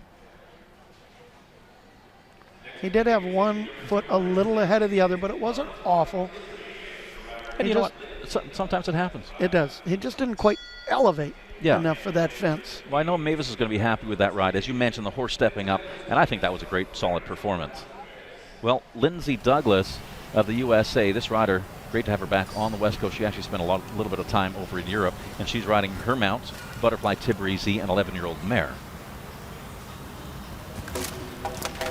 And just after we said one doesn't come down, and it happens once in a while, just bad luck mostly. She didn't ride that fence badly. Now, is that sometimes because, you know, it's dark outside, we are under the lights inside, there's not necessarily a lot going on, but we'd have the jumbotrons. There's a lot of people, and the lighting. Is it the nerves? As you mentioned, the lighting's absolutely different outside to inside. The horses come in early, so they get used to it. I sometimes wonder, the trainers and riders try to time their practice and getting ready, so they come to the gate, have about one round, so the horse gets to catch their breath, but they're still warm. Sometimes it doesn't work out that way. True. Sometimes you get to the back gate, and maybe you stay in there an extra 2 or 3 minutes, and maybe your horse isn't quite still warm when you get there. That's a sweet horse to even try to get out of there. She got the wrong strides in there and just missed the in and out. Okay, now with that, she went past fence number 10. Obviously, that's going to be A refusal. a refusal on course. Now, is that just her just saying, okay, I can't jump that, I need to... She needed to regroup after that kind of disaster through the oxer in and out. And that was just, I mean, that was unfortunate. It happens. I believe she miscounted, Oopsie. and that's going to be it. Okay. So I think we're going to call that actually retiring, Yes. as she did pull away from the final fence. And that's one of those things, that second, well, technically the second refusal, that's not that what that would be called. I would call that possibly retirement, because you consciously pulled away from that last vertical. It's one of the things a lot of the riders do now. If they're not having a round that's going to be in the money, they go near the end of the course and pull out, so that on their horse's complete record, it doesn't show that maybe the horse had 12, 16, 20 faults. It just, oh, I just pulled out to save my horse for another day. Well, Mexican rider here, also Olympian, Enrique Gonzalez, and he's aboard the 9-year-old mare, Chacna. Yes, he was third in the World Cup Grand Prix up in Thunderbird. Mm-hmm. And he was third again in the May Grand Prix right here in the same arena in Del Mar. So he said this mare likes this arena. And even though he's from Mexico, Enrique lives here now. Yes. Well, because Enrique and Eduardo Meneses, they do have their business together here in Southern California. Yes, I think they share a stable. And this rider as well, love to get him in the jump off, because he goes for it. He's fast.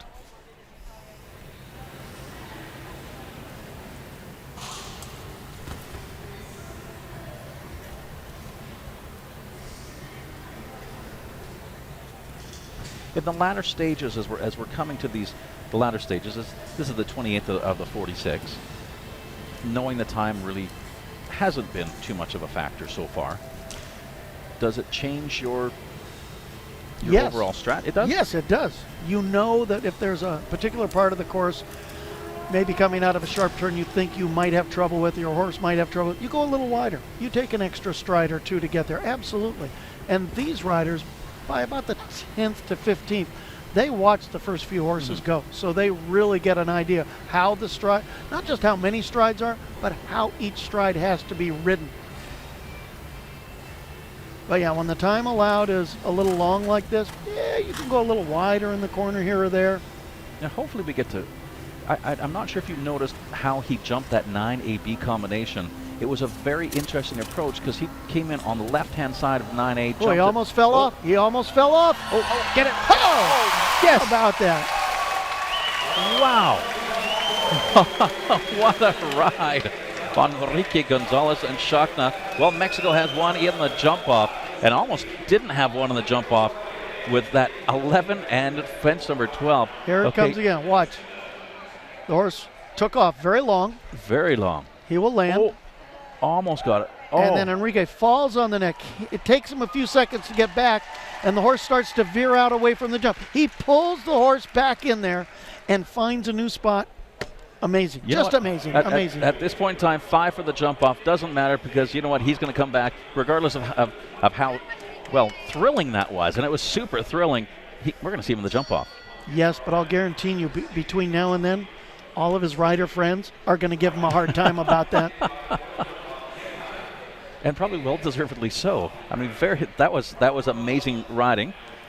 Cayo is a 9-year-old gelding. Carl Cook, his second ride. He rides for the USA. He told me that on this horse, he was in Tryon earlier the year at a 5-star. That was the big one at Tryon. And he got a third, a first, and a second in the meter 40s up to meter 50s. And then he won a Grand Prix at Show Park this year, he said, on this horse. Well, his first ride, and that was Templa, his 9-year-old chestnut mare. Correction, 12-year-old chestnut mare. In fact, just had the one rail down.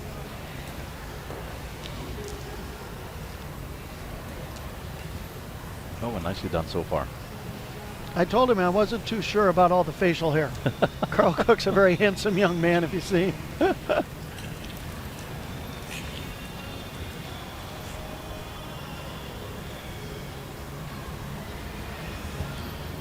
Very accurate rider.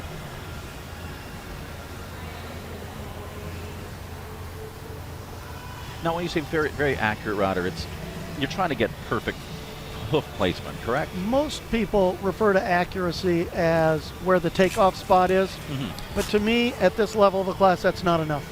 You have to be accurate with your pace, so the horse isn't too slow or weak to the oxers. And sometimes you want to wait on the oxers so you can ride up to them at the end, so have the horse enough power, but still hit that perfect takeoff place at the same time. Oh, and that was How about that? Smooth beautiful. as could be. That was picture perfect. Carl Cook and Caillot. Well, you know what? Clear round 71.66 seconds. He has one in the jump off. Second time is a charm. We're going to have 6 for the jump off right now. And just have a look at this 9AB combination. Well over that.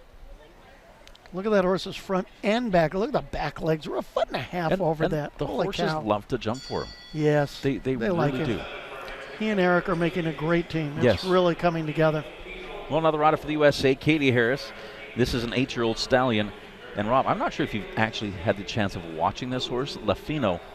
This is a very impressive young stallion. She rides with Ray Texel. I spoke to Ray early, and she told me, or Ray told me, you're going to love this horse, Rob. This thing is so great and so sweet, nothing like a stallion. Yes. Katie's only 25 years old. She's from Sacramento, and she's just stepping up to this level, just starting to get a little comfortable. He said this. Ray said this horse would also make a fabulous hunter if you wanted.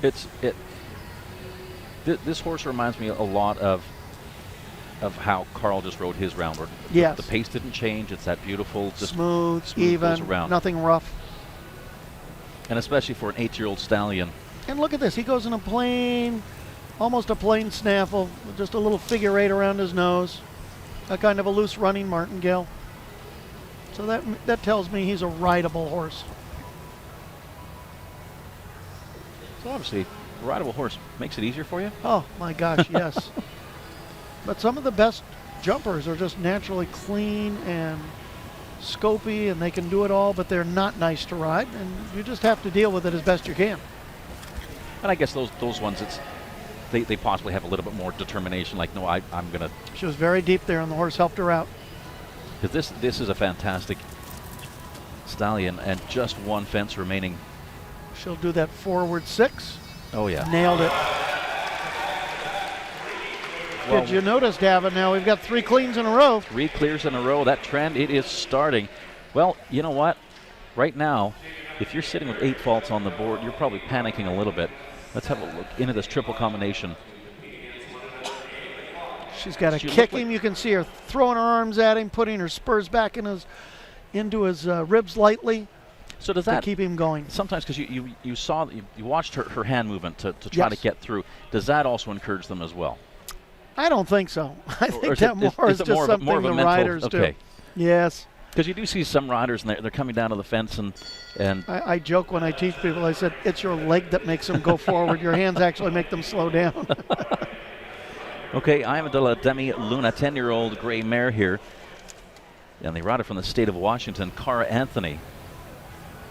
Now, she's been a very successful Grand Prix rider, Cara Anthony. I used to coach Cara when she was an amateur and lived here with her husband in California. Oh, really? She was a fabulous amateur rider, moved up there because that's where her husband's family is from. She told me she was 3rd in the $100,000 Grand Prix in Colorado and 3rd in the $100,000 Grand Prix in Langley.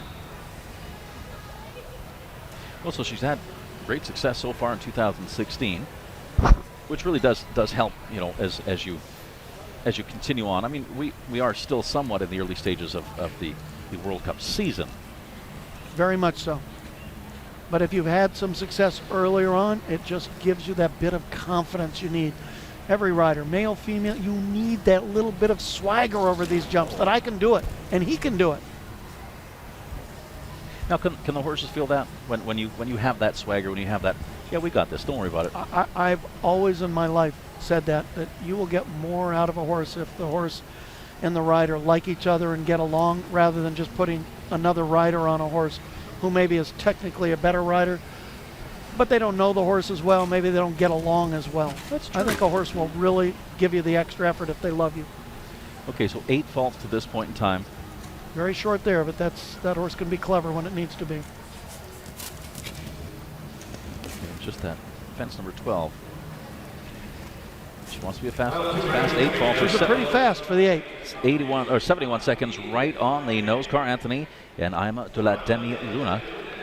Well, 71 seconds for the USA. 8 jumping faults, and right now 28. So she is in that final qualifying position.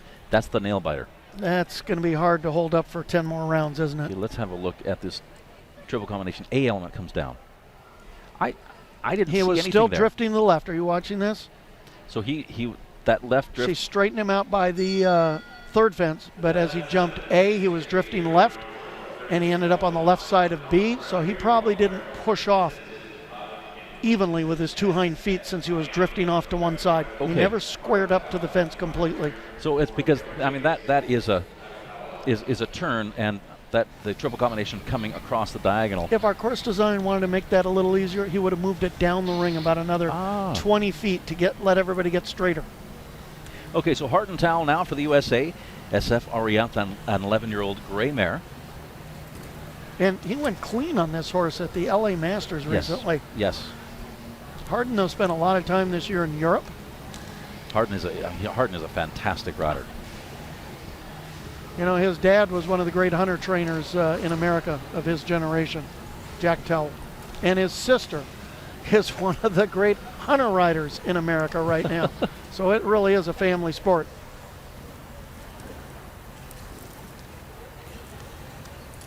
Oh, did you see that? If they show that triple again, the horse trotted a step in the middle of the triple and jumped out dead clean.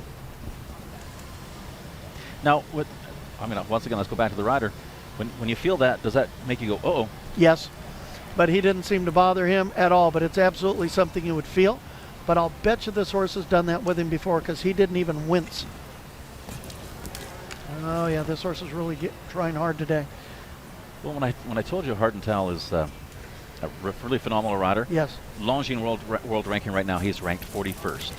There you go. Anything in the top 100 is super. There he goes. Oh, yeah. And look at the time. Pretty fast time, too. Really fast time. So he's going to be in the jump off, 69.90 seconds. The Intuit Grand Prix qualifier. This is a qualifier for Saturday. Here we come to the triple. Watch part B to C. Watch what the horse does with his legs. B. Oh. Did you see that? There you go. I don't know if you want to call it a trip or a trot or a skip. It certainly did look like it skipped with the... Oh, it absolutely did. Wow. And sometimes that can cause you a disaster, but it didn't. And the horse didn't even seem to blink an eye. It was like, oh, yeah, I got this. Yes. Didn't care. That is athletic. I think he's done it before. Okay, so the Dude is up next. Love this horse's name, the Dude. This horse owned by Nicole Walker, and the rider for the USA, the Olympic gold medalist, Will Simpson. Okay, this horse, what we saw after that first fence, he likes to play a little bit. He bucks, he plays, he has a good time out here. He and Will are a great team. He won at Thermal 5 Grand Prix in a row. And I remember Will called me on the phone and said, I broke your record, because I had held that record since like 1985. He said the horse now has won 12 Grand Prix in like the last 14 months. Okay, so we're going to have to go back to that triple combination. He had the B element down. Sometimes that happens. He just has to make sure now he finishes with 4 faults, and he can't be too slow. Will's generally a pretty fast rider, especially on this horse. They're pretty efficient. Now, when they play like that after that first fence, is it just you ignore it? Exactly. This horse is pretty good. I rarely see him play between the jumps. Usually it's around a corner.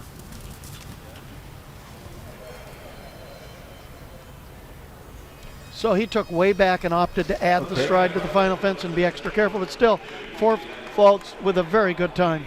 Yeah, that time 69.57 seconds, 4 jumping faults, and just that 1 rail down. Well, love to see this horse, this rider in. Look, he jumped in off a very correct distance. He didn't give him a big push out. And the horse just kind of jumped through the front rail a little bit, was just a little loose with his front end. Now the Dude, 10-year-old horse, that's still fairly young at this level. That's pretty young, yes. Well, hopefully we'll see Dude again on Saturday, because that's one of the best ones to watch. I love Will Simpson and the Dude. That's such a great combination. Well, if you recognize that face, it's because he has already had one. Well, and this is the German rider, Guido Klata Jr. In fact, he was our first clean, wasn't he? He was the first cleared. Yes. So now he is back. He could have 2 in the jump off. He's already mastered this. This is Coolio, a 9-year-old stallion. I really think you're going to like this horse as well. Now, here's a rider who rides in the Pelham, but with double reins. I never liked to ride with double reins in the jumpers. I was always afraid I might lose contact with one rein. But he does it. And he rides in gloves. I never like to ride in gloves either. Now, why not? What? Oh. Wow, that's the second time number 1 has come down. Very unusual. Now, there are certain riders who like to ride in gloves, certain riders that don't like to ride in gloves. Why? I personally didn't like gloves because I wanted the exact feel to the reins, to the horse's mouth. Okay. And so I liked that. And once in a while up at Spruce Meadows, when it would rain super hard, I'd have to wear some gloves then. But otherwise, I just like the natural feel. No, it never rains at Spruce. Okay, so that early rail, that's a tough one.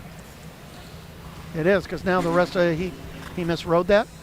He had a certain amount of strides he had in his mind, and then right at the end, I could see him change his mind and put in 1 extra stride, and there just wasn't room to fit it in. So sometimes those last-minute decisions when you're saying, okay, I want this, no, now I want something different. And you know what? I don't mean to be critical, because we all do it sometimes. Oh, yeah. All riders do it. Yeah, I've seen drivers do it too. Yes.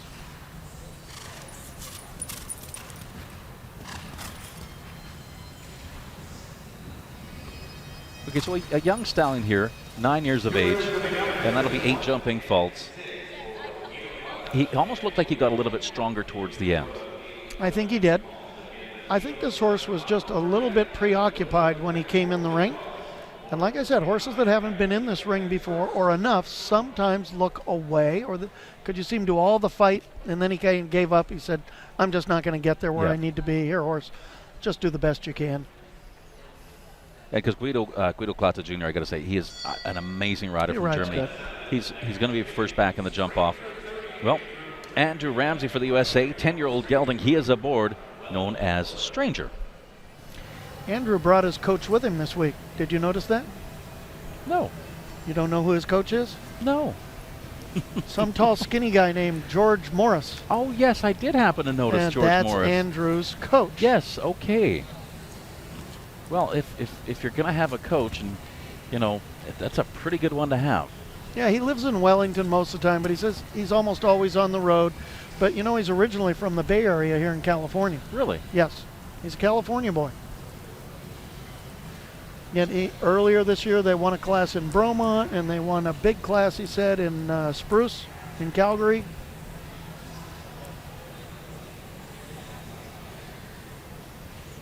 Okay, so four fence behind him, and we do have this triple combination nicely through the B.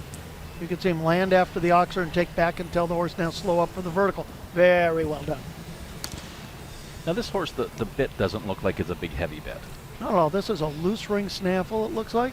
So that's one of the softest bits you can get. However, did you notice, Davin, he has a shadow roll on this horse? Yes. That's the... Okay, so he had a rail. Liverpool came down. Yeah, that's a pretty common fence out here. This horse, when it jumps now, just late in the course, is starting to shoot at the jumps a little bit. Okay, I was Get there and noticing kind that. of take off forward. He didn't do it in the beginning. The shadow roll is that big piece of fuzz that goes over the top of his nose. That final I fence. thought that fence might get him since he was shooting at the jumps a little bit. Yeah. And that shadow roll is designed to make the horse keep their head down a little bit. Now with that, as you said, the horse kind of got a little bit faster towards the It did. the end. A little excited. Is that? Oh, that's right. We're going to see this. Here we come. Okay, there's the Liverpool. Yeah, and when they do this, it makes the horses, the top of their arc, flatten out. And for that, as a rider, as they start to get faster, pretty much on course, there's not much you can do. You do the best you can to take them back, maybe get them a little, shake the reins at them, get them off the bit. But the jumps come up so fast, you only have a stride or two to do this, then you've got to ride the next jump. Well, you know what? This rider, she was first in the qualifier up in Sacramento 2 weeks ago. She was first in the Longines FEI World Cup jumping Sacramento. I think she is phenomenal. This is Audrey Coulter for the USA. She was aboard this 11-year-old stallion. Such a nice horse here, Capital Colnardo. I watched some of the Sacramento Grand Prix on TV. I was in Europe at the time, and she just cleaned house there. She won the qualifier. She won the Grand Prix. She was. And you know she's from that area. Yes. She's from the Bay Area originally. She doesn't live there anymore, I don't think. And I believe she trains with Dutch rider Harry Smolders, Yes, maybe now, I believe. I do believe she does. And it seems to be working out really well. But she was on fire up in Sacramento. I love this horse and the rider put together. They seem like such a good pair. And he goes in the Pelham with one rein. Now, he's interesting because, I mean, you see his ears, and Oh, they he come really back, focuses. and then so Yep. that's what it is when they're focusing. They're Oh, just- as soon as she lines him up to the jump, he puts those ears up. But if you watch, if she pulls on a little, he'll put an ear back, one ear, just to listen to her. Jimmy Williams taught me that one okay. years ago. So if she has to pull on him in front of the jump, if she pulls one rein, one ear will come back. If she pulls both, seems both come back. If she keeps going forward, the ears stay locked on the jump. I noticed that. That's awesome. Okay, clear There you go. Audrey Coulter, She's picking up where she left off. Huh? Capital Colnardo, and that is an 11-year-old stallion. You're right. I mean, and look at this. I mean, this horse just locks on right there. Those ears coming down to that oxer. He's a beautiful jumper. Great technique. Little figure 8 cavison on top of that Pelham, which tells me he's a pretty rideable horse. That's not a hard bit at all. Okay, figure 8 cavison. What cavison? Let's It's explain one cavison, but it comes down in a figure 8 pattern over the top of their nose. So it kind of helps keep their mouth closed for you so they don't gap. It's supposed to give the rider just a little extra control. Okay, That's all. okay. A little bit. Just in case anybody listening is not quite sure. Sure. It's always good to learn. So W. Zermi, and this is a 13-year-old mare, a horse owned by Woodacre Stables of Santa Monica. The rider who rides for the USA, Zazu Hoffman. Zazu is from California. She won the equitation medal finals, 8 years ago or so? Then went off to college, came back, and now rides for Francie Steinwedel and Dick Carvin Yes. in Southern California. And very talented professional rider. She's a young professional. She couldn't be more than 26-ish. Very good. Oh. And you know what? It's amazing because now you've mentioned with the triple bar and landing possibly past the spot where Yes, you walk. which is exactly what she did. Exactly. That makes total sense. And she was late calculating that ride and had to pull on the horse on the last 2 strides instead of the first 2 strides, got his head up a little and jumped out of form. Okay, that makes a lot of sense. Because when you're going, okay, no, I got this, I'm right on stride, and then you go, wow, that came up really quickly. Yeah, you land and you think you're right where you need to be, and then surprisingly you're not right there. Yeah, so it's that perfect hoof placement is not just on the takeoff, it's the landing as well. The triple bar in itself, when a course designer sets it up, is not usually the difficult fence. It's the fence after the triple bar that gets you. Okay, so 4 faults. I think she's going to be happy with that. 69.94 seconds. And that was Zazu Hoffman, W. Zermi 13, 19th place. I can pretty much almost guarantee she will be. She should get in. If she was a little lucky on the last line, she accidentally caught the next to last fence, the oxer, on an extremely long spot, which got her. She had to fight the horse all the way down to the last vertical. Yeah, but she finally got it back. You see that? You're right, because she last couple strides she was like, she was still pulling. You know, she was thinking, "Oh my God, I'm closer than I thought I was going to be." But that's got to be tough because you're going at speed. Oh yes. You have another. You know, you're not having verbal communication with the horse where it's like, okay, no, you need to slow down and go. Try to slow down the momentum of a 1,000-pound horse in the last 20 feet in front of a jump that they most likely naturally want to go forward to anyway. NKH Quanto, he is back in the ring. Christian Heineken rides for Germany. And this is a 10-year-old gelding. And like you said, he came all the way out here from Texas.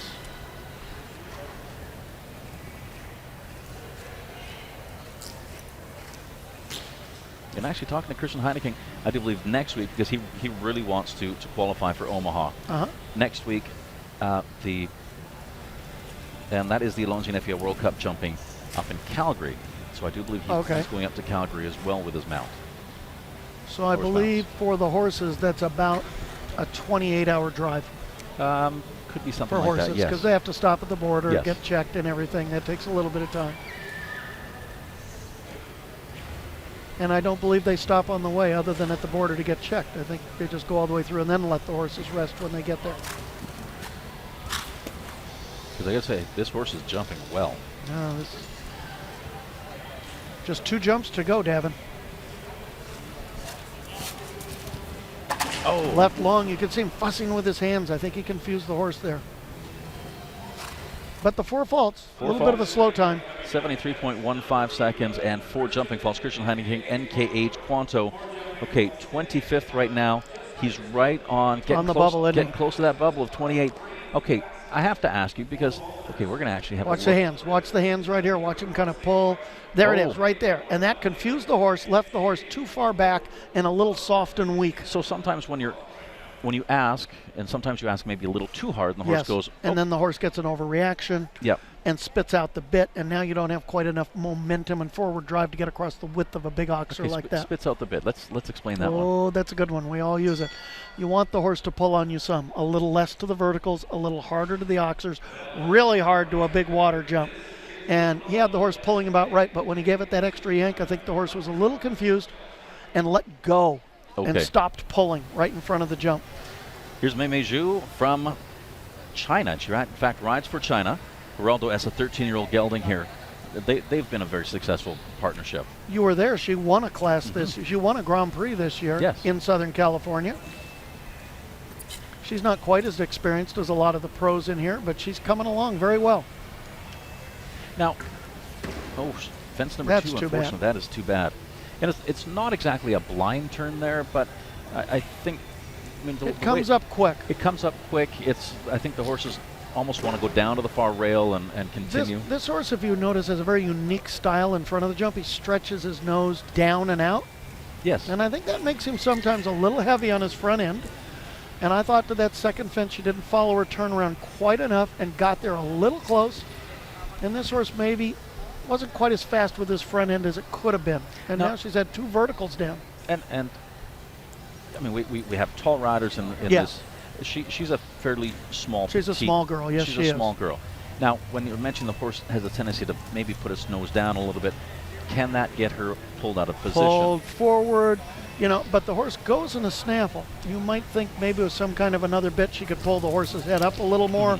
Small girl like that, balance a horse. But I've had horses like this that sometimes go with their head down, and that's their style technique. And sometimes you just got to go with it. Because even at the end, he looks like he gets maybe. That's what I think. So 12 jumping faults. Still a great ride. 12 jumping faults. Because, I mean, this is. She's a phenomenal rider. Mei Zhu from China and Geraldo S. Okay, let's have a look at fence number 2. Horse gets its head down, jumps low. I think it's too heavy on its front end for some of those jumps. Yeah.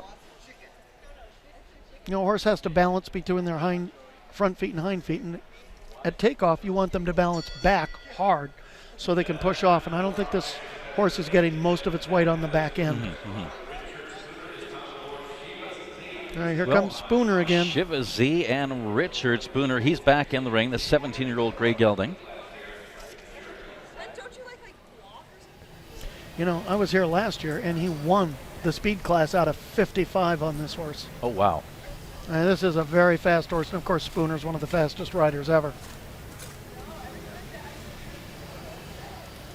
This horse used to be Ashley Bond's horse. She owned the horse. Oh, yes. You probably remember that. And then Richard rode it for Ashley for a while. And now he told me he bought the horse. He owns the horse himself. Oh, that's perfect. And Ashley Bond, it's just a brand new mother. Yes. And that's what happens with this horse sometimes. You can see the horse stuck its head up in the air. Richard was trying to say, slow down, I've got the right spot for you. And the horse stuck its head up in the air and said, I think I see one better. And there was a little disagreement. Well, and that is the tough thing because it happens. You're dealing with you have the rider, you have the horse, and both have their ideas going. No, I got this. No, sure.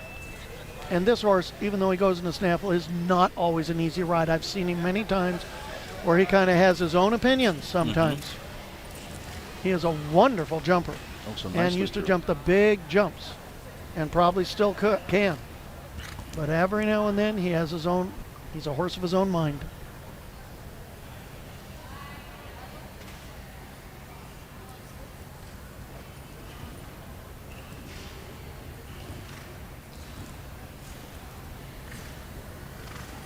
I like that Richard scolded him with a stick, but not too severely. Hit him Yes. once and said, okay, let's just keep going and see what we can do.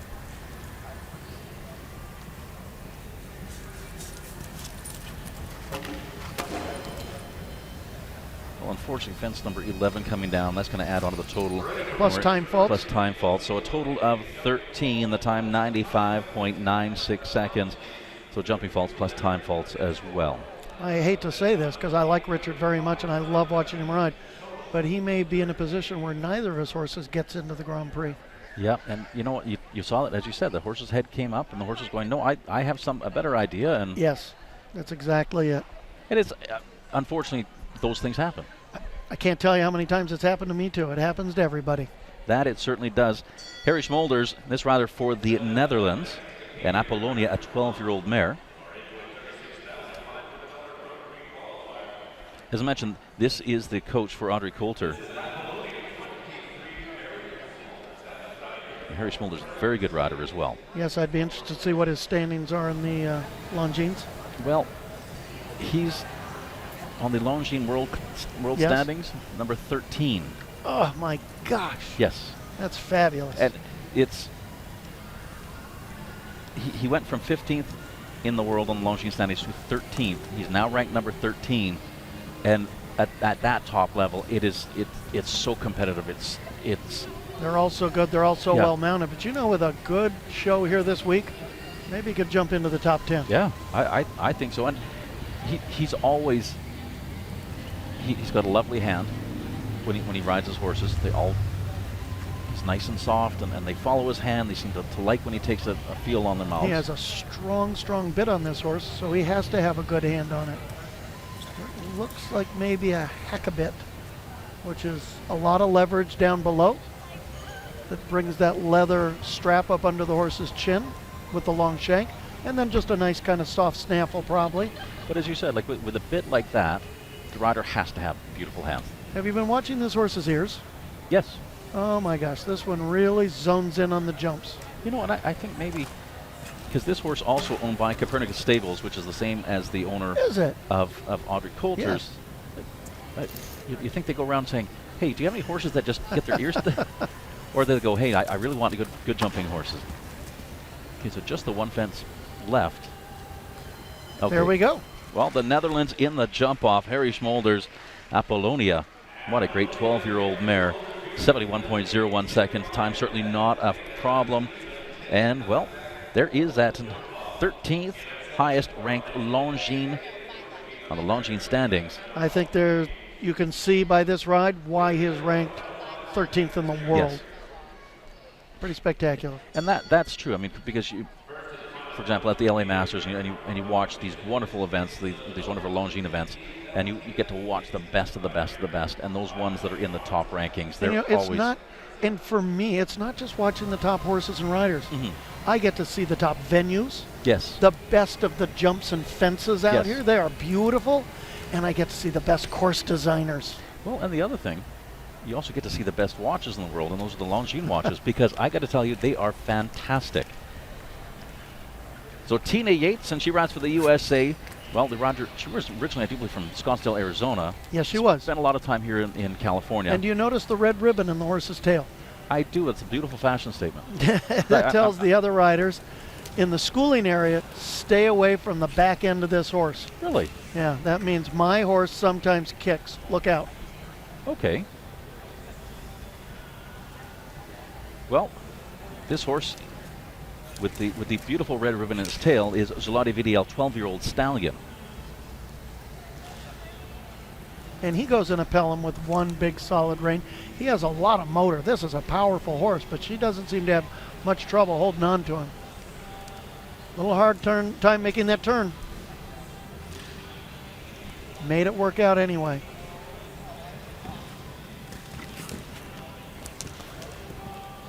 Very powerful jumper. Got his lead.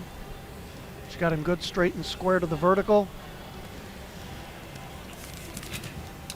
Very long to that oxer, but if they show that again, you'll have to see what he does with his front legs. Oh. And unfortunately, that caught him on the last fence. The oxer, how she jumped the oxer, caught the last skinny vertical. So 69.81 seconds, 4 jumping faults. Tina Yates and Zolade VDL, the 12-year-old stallion. Okay, that's too bad. Here it comes. Watch how he jumps this. Very long. See what he did there? And that, she couldn't quite get him where she wanted here. And watch what see how she had to fix that? And watch what he did with his feet. He did it again. Stuck his feet way out in front of him. He hit it actually with his horseshoe in the front of his tippy toe. That is just too But bad. just 4 faults. And in a good time, she should get in there. Well, this is Carly Kirsch of the USA. 14-year-old gelding is Casco.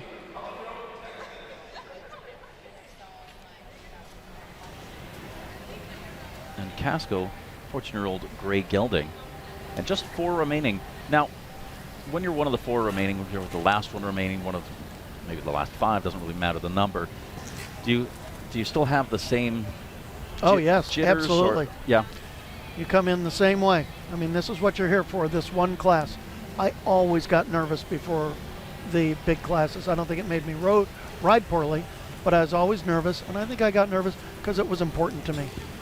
You know, I had to answer to my owners, my trainer, and to me, myself, and my horses. Yes. It was important to me that I rode well. And I think they all feel the same way, whether you go in the beginning or the end. I do have to say, and talking about the pressure you put on yourself, during the Longines Masters of Los Angeles. Yes. Niall Nassar for the speed class. He was nice, efficient, in the lead. He's because they have the podium there, and he's yes, sitting and he had on to sit in the chair. Oh, I've never seen one person more nervous with every, because he's like, normally I just go back to the barn. If I'm in the lead, I wait till the end of the class and I come back. Me and too. I think it's bad luck to sit and watch the other people go if you're winning the class. So superstition does happen. Yes, absolutely. If I was winning, I'd wear the same shirt and tie each week. Oh. That did come down. The back pole, just barely. Okay, love to see that last line again. I know she's happy with this. Fence number 11, fence number 12. Got to see, because she had the back rail on the oxer, then fence 12 as well, and if those are possibly related. Sometimes, if they're having the rails right at the end of the course, good ride there, but he just didn't quite carry it, caught it behind. She's lost her rein length there, you can see, really lost her rein length. And then the horse was kind of drifting to the right, and she yanked him to the left, right off the ground to keep him straight. Okay. And you wonder if the 2 last rails come down, if maybe the horse is running out of gas just a little bit, getting maybe a little tired. Well, and so the rein length, I mean, with that, obviously, you don't maybe have as much solid communication with the horse. Exactly. And it's important to readjust your reins around each corner when you have an opportunity to do so. Well, you mentioned a horse named Lily and a young lady named Georgina Bloomberg. Here we go. Earlier, and here she is. Great rider, New York. That's her home base. Well, that's where she's listed as coming from. It is. As with riders, your home base is sometimes whichever. Well, Wellington during the winter, yes. But her home is, and she's from New York. Rides great. She was part of the team bronze medal for the Pan American Games. That's true. And I think Lily and she were 4th maybe in Sacramento, not Sacramento, Longines. Longines, yeah. I think she skipped Sacramento to give Lily the week off. She's a very, very, very solid rider. Well, like I said, she's an amateur, but she sure doesn't ride like an amateur, does she? This, for me, is her best mount right now. And she and Lily have been together long enough that they know each other very well. She probably won't want me to say this, but I was here last year and she fell off in this class last year. It was just one of those things. She made a turn, and once again, she and the horse had a bit of a communication issue, and off she went. But then, I mean, it happens. It's one of those things that you do this long enough, and it's kind of comes down to the adage: if you don't want to fall off, and don't get on them. That final fence, just the last fence, just too bad.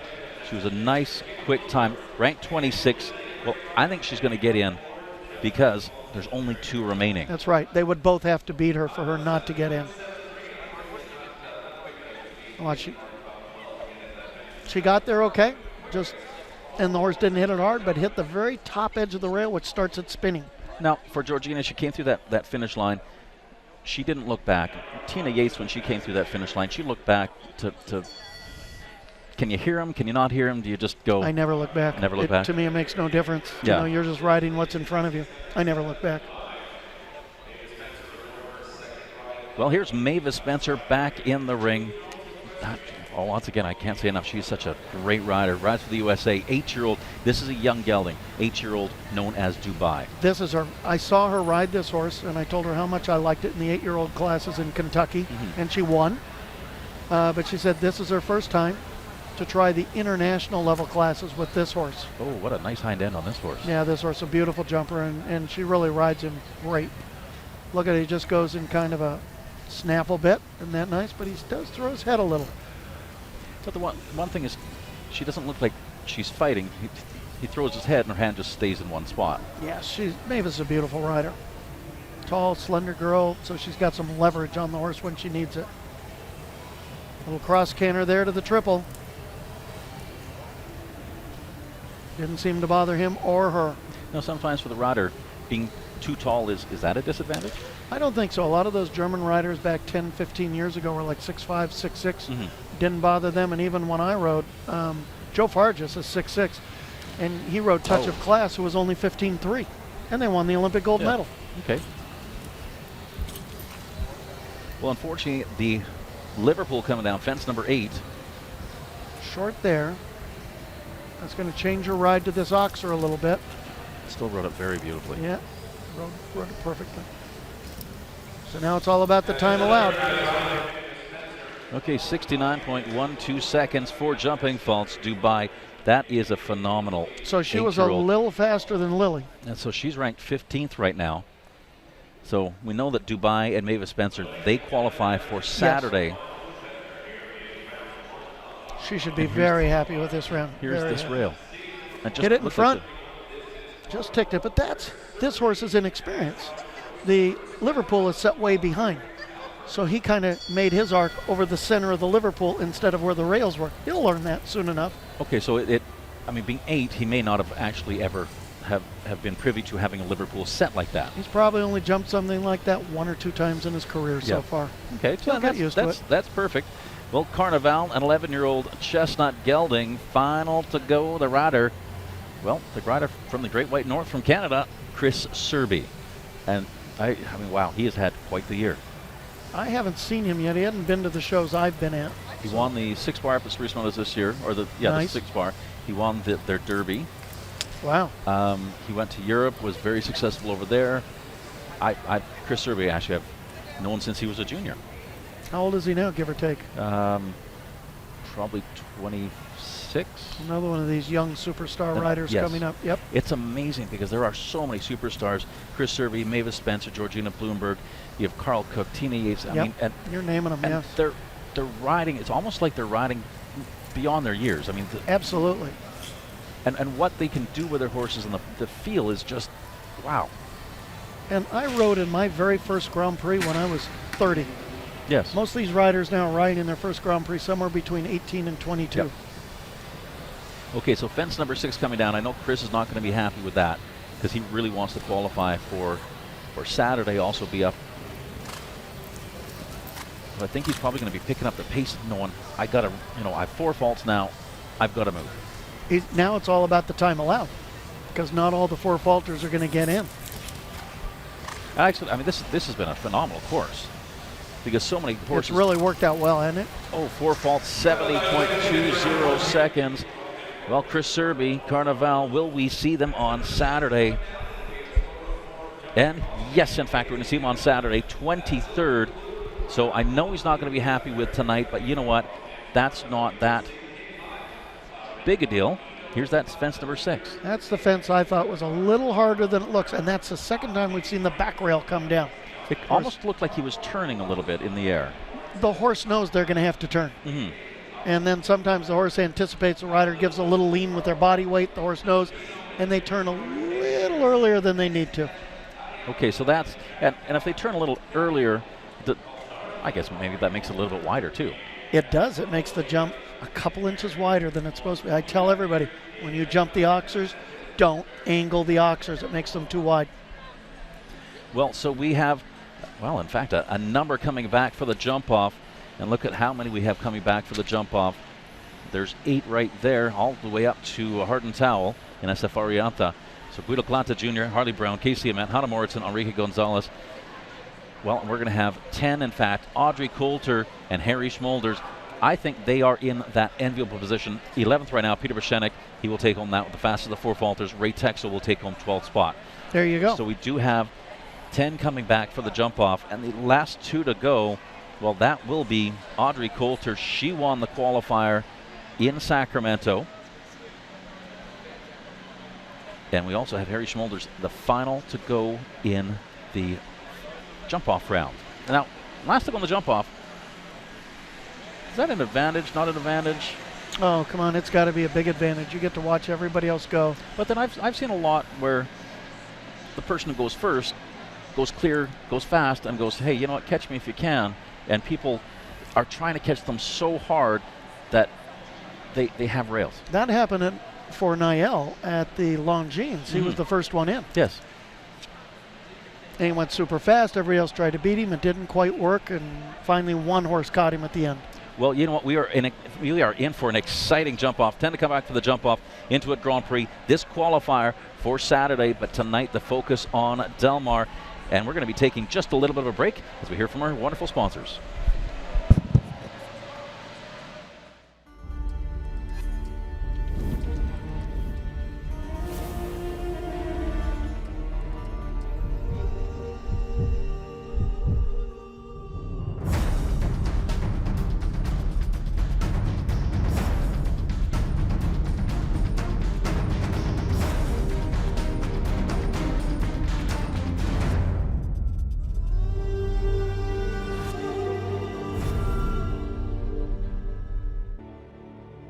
Longines FEI World Cup Jumping North American League. 14 qualifying events across 3 countries in North America. Canada, USA, Mexico, from July 2016 to April 2017. 14 riders qualify to a global final to take place in Omaha. Tune in.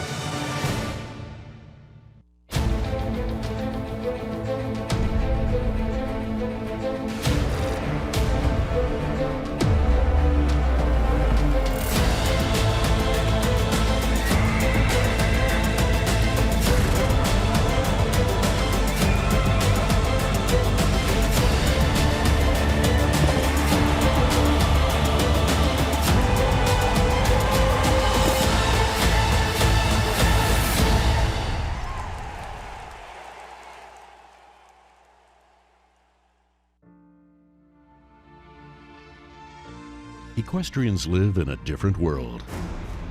One with an animal who has a mind, body, and soul of his own. This October, the world's best horses and riders come together under one roof in Del Mar to compete for World Cup points. Join us for the Del Mar International Horse Show, October 12th through the 23rd at the Del Mar Fairgrounds. 2 hearts, 1 passion, equestrian.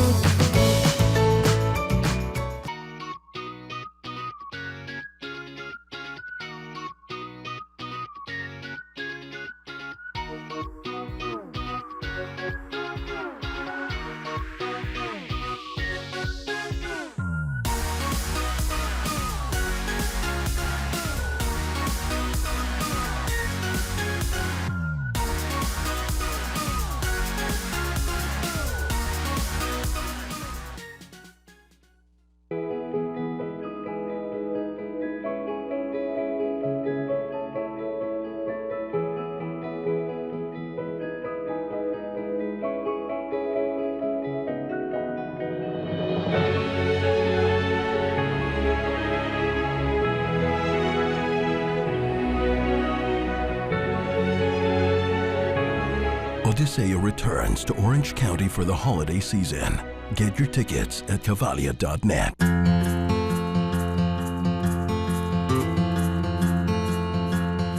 Wine is closely tied to the land. It is earth, sunlight, and passion in a glass.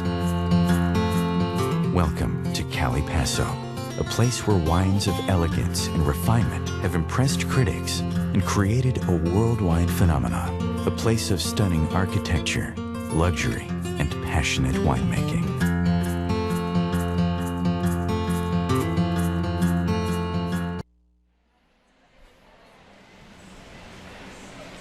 Well, ladies and gentlemen, Davin Malmquist back with Rob Gage. 10 in the jump-off, 10 qualified. In fact, 9 coming back for the jump-off. As we've been told, in fact, that Hardin Towel and SF Ariantha, well, they are opting out of that jump-off round. Why possibly could be the reason behind that? Or what could be the reason? He knows his horse better than we do, but chances are he's taking his horse out to save the horse, save his energy, a few less jumps, so he's got a fresher horse when it comes to Saturday. He knows he's qualified. Yeah. That's all he needs. Yeah. So for this, sometimes it's maybe a little bit of a chess game. So let's have a look at our list. Guido Klatte Jr. from Germany, starting us off. Harley Brown, third back will be Casey Ament for the USA, first American rider. Hanna Morrison, Parkmore Lux from Sweden, the fourth back, the fourth of the 9. Enrique Gonzalez, Mexico. Then we go to the American riders, Carl Cook, Katie Harris, Hardin Towel. Well, as we mentioned, he's going to opt out of this jump-off round. Audrey Coulter. And you think Harry Schmollers has the best position. That final one, you get to maybe see everything that's possible, more inside turns, how it rides, where you can slice a little bit, slice and dice.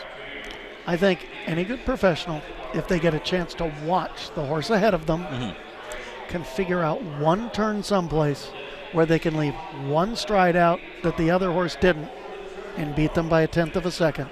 That's all it takes. Because sometimes when you watch the junior and the amateur classes, sometimes if they get a chance to watch the person ahead of them, it's maybe not a good idea if the person ahead of them hasn't had a good round or maybe fell off or something like that.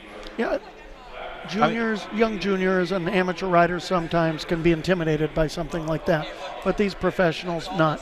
They will try to watch, or when they're schooling, they'll probably have a scout up here at the arena watching for them, telling them the time, telling them where the turns were and how many strides were between a couple of fences. And the cool thing is, I got to say, that warm-up ring outside has a big jumbotron, a big video board that is right there where those riders, you know as somebody's going around that they're watching. Yes, once somebody may have a rail down or something, they may stop watching, but if they're still clean, they're going to keep their eyes on that jumbotron out there. Okay, time allowed 55 seconds. It's a shortened course. Start at fence number 2, left-hand turn down to the triple bar. 5A and 5B, part of the triple combination. C element is now out.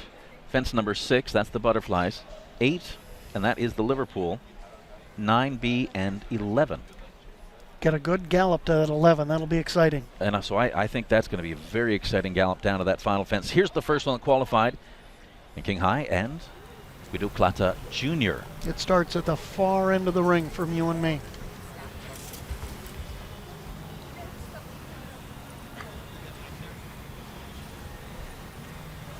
Now to the triple bar. And then they have this fun, a bit of a gallop with nothing in front of them, followed by a U-turn to an in and out. Now, we saw that triple bar when it was 3 to 4, because 4 kind of came up fairly quickly.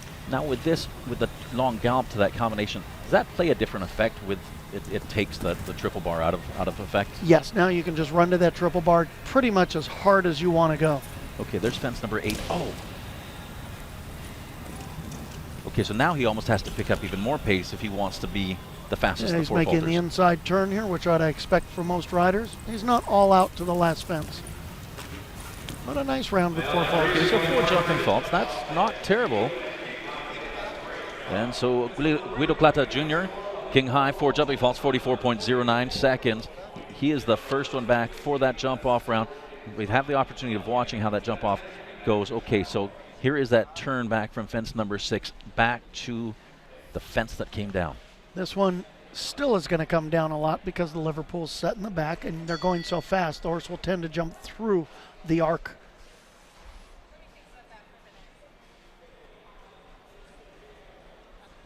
Okay, well, Harley Brown. And this is Apex, rider from Australia. I'll be interested to see what Harley does here. Sometimes in these situations, he will try to be a medium speed, clean round to keep his horse ready for Saturday. So like right now, it's a triple bar. He's not galloping hard. He's just going medium. So because if he goes clear here, automatically he moves in the first place. He still knows that there's a number behind him. Yes. But it could be one of those, hey, maybe they're not going to be clear, and I get a high. Exactly. He's thinking maybe he'll go medium speed and end up third and get a good check out of it.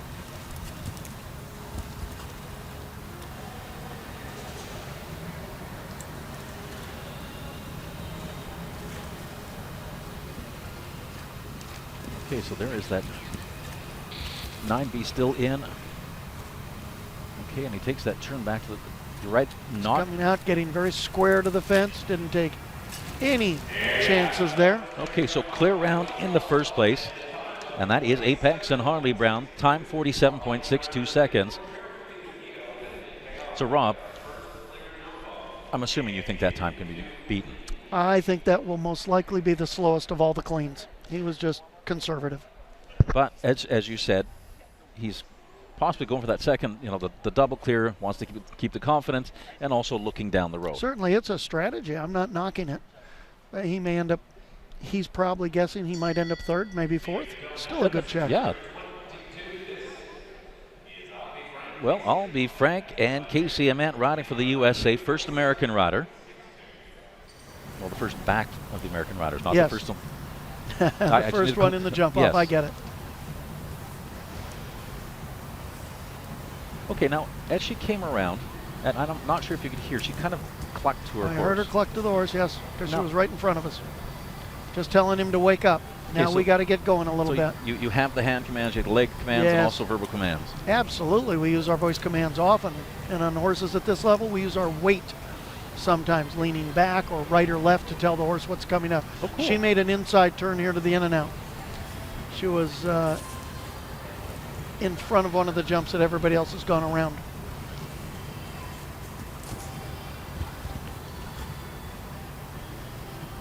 She should be a little ahead of Harley's time right now, but a little faster.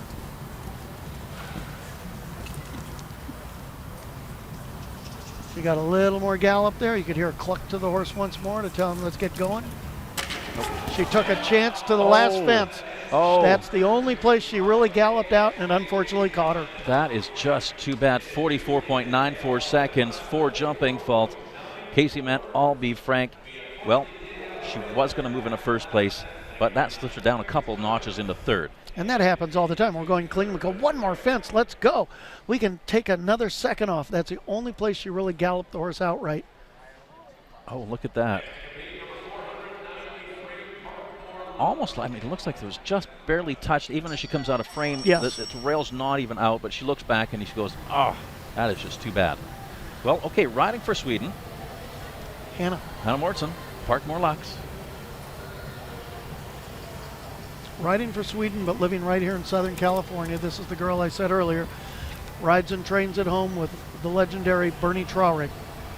And it's just been the last year or so. Oh, nice buck out there between 1 and 2. Got over the triple bar. Here's where she has to make this rollback turn. And she went around the CWD. Excellent ride to the in and out, though. Excellent. 9 strides. That's what most everybody's going to do from the in and out down to the butterfly fence. This is just a naturally slightly faster horse. Oh, she made an error, didn't she? That's too bad.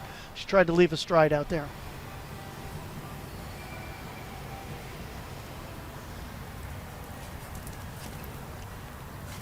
So that'll be 4 faults. Okay, so 4 faults, 48.31 seconds.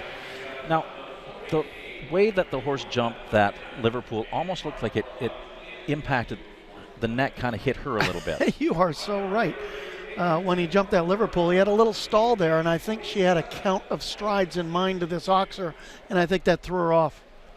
I think it caught her off guard when he stalled over the Liverpool. Yeah. Then he lands without as much momentum, and his strides are subsequently a little shorter. And I think it caught her off guard that she was so far away from that oxer. But you're as you're doing this as a rider, you get hit. I mean, obviously the horse's head or neck comes up and impacts you. I'm sure it distracts the horse. I'm sure it distracts you as the rider. And then all of a sudden, instantly, you're not where you think you have to be. And within half a second, you have to decide. Sometimes out there they hit you by accident in the face, and you see stars for a moment. You really do. So this is Enrique Gonzalez. I love his name, Enrique Gonzalez and Chacna.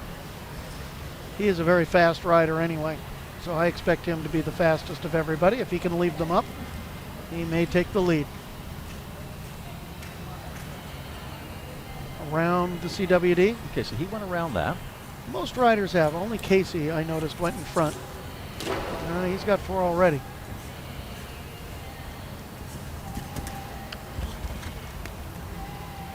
Okay, so with the 4 faults, and right now we only have 1 clear.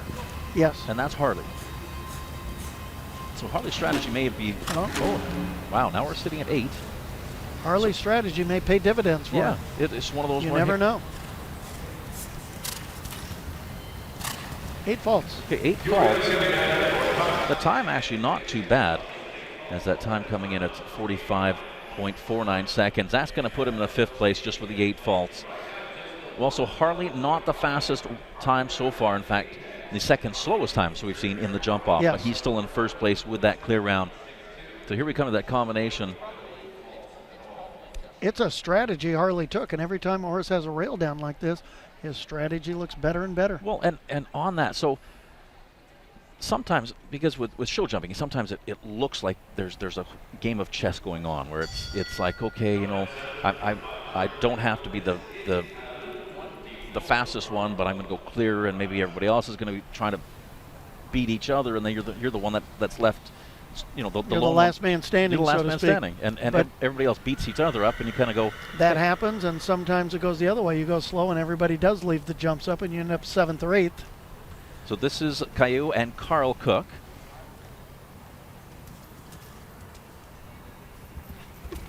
And you see that red ribbon in this horse's tail too,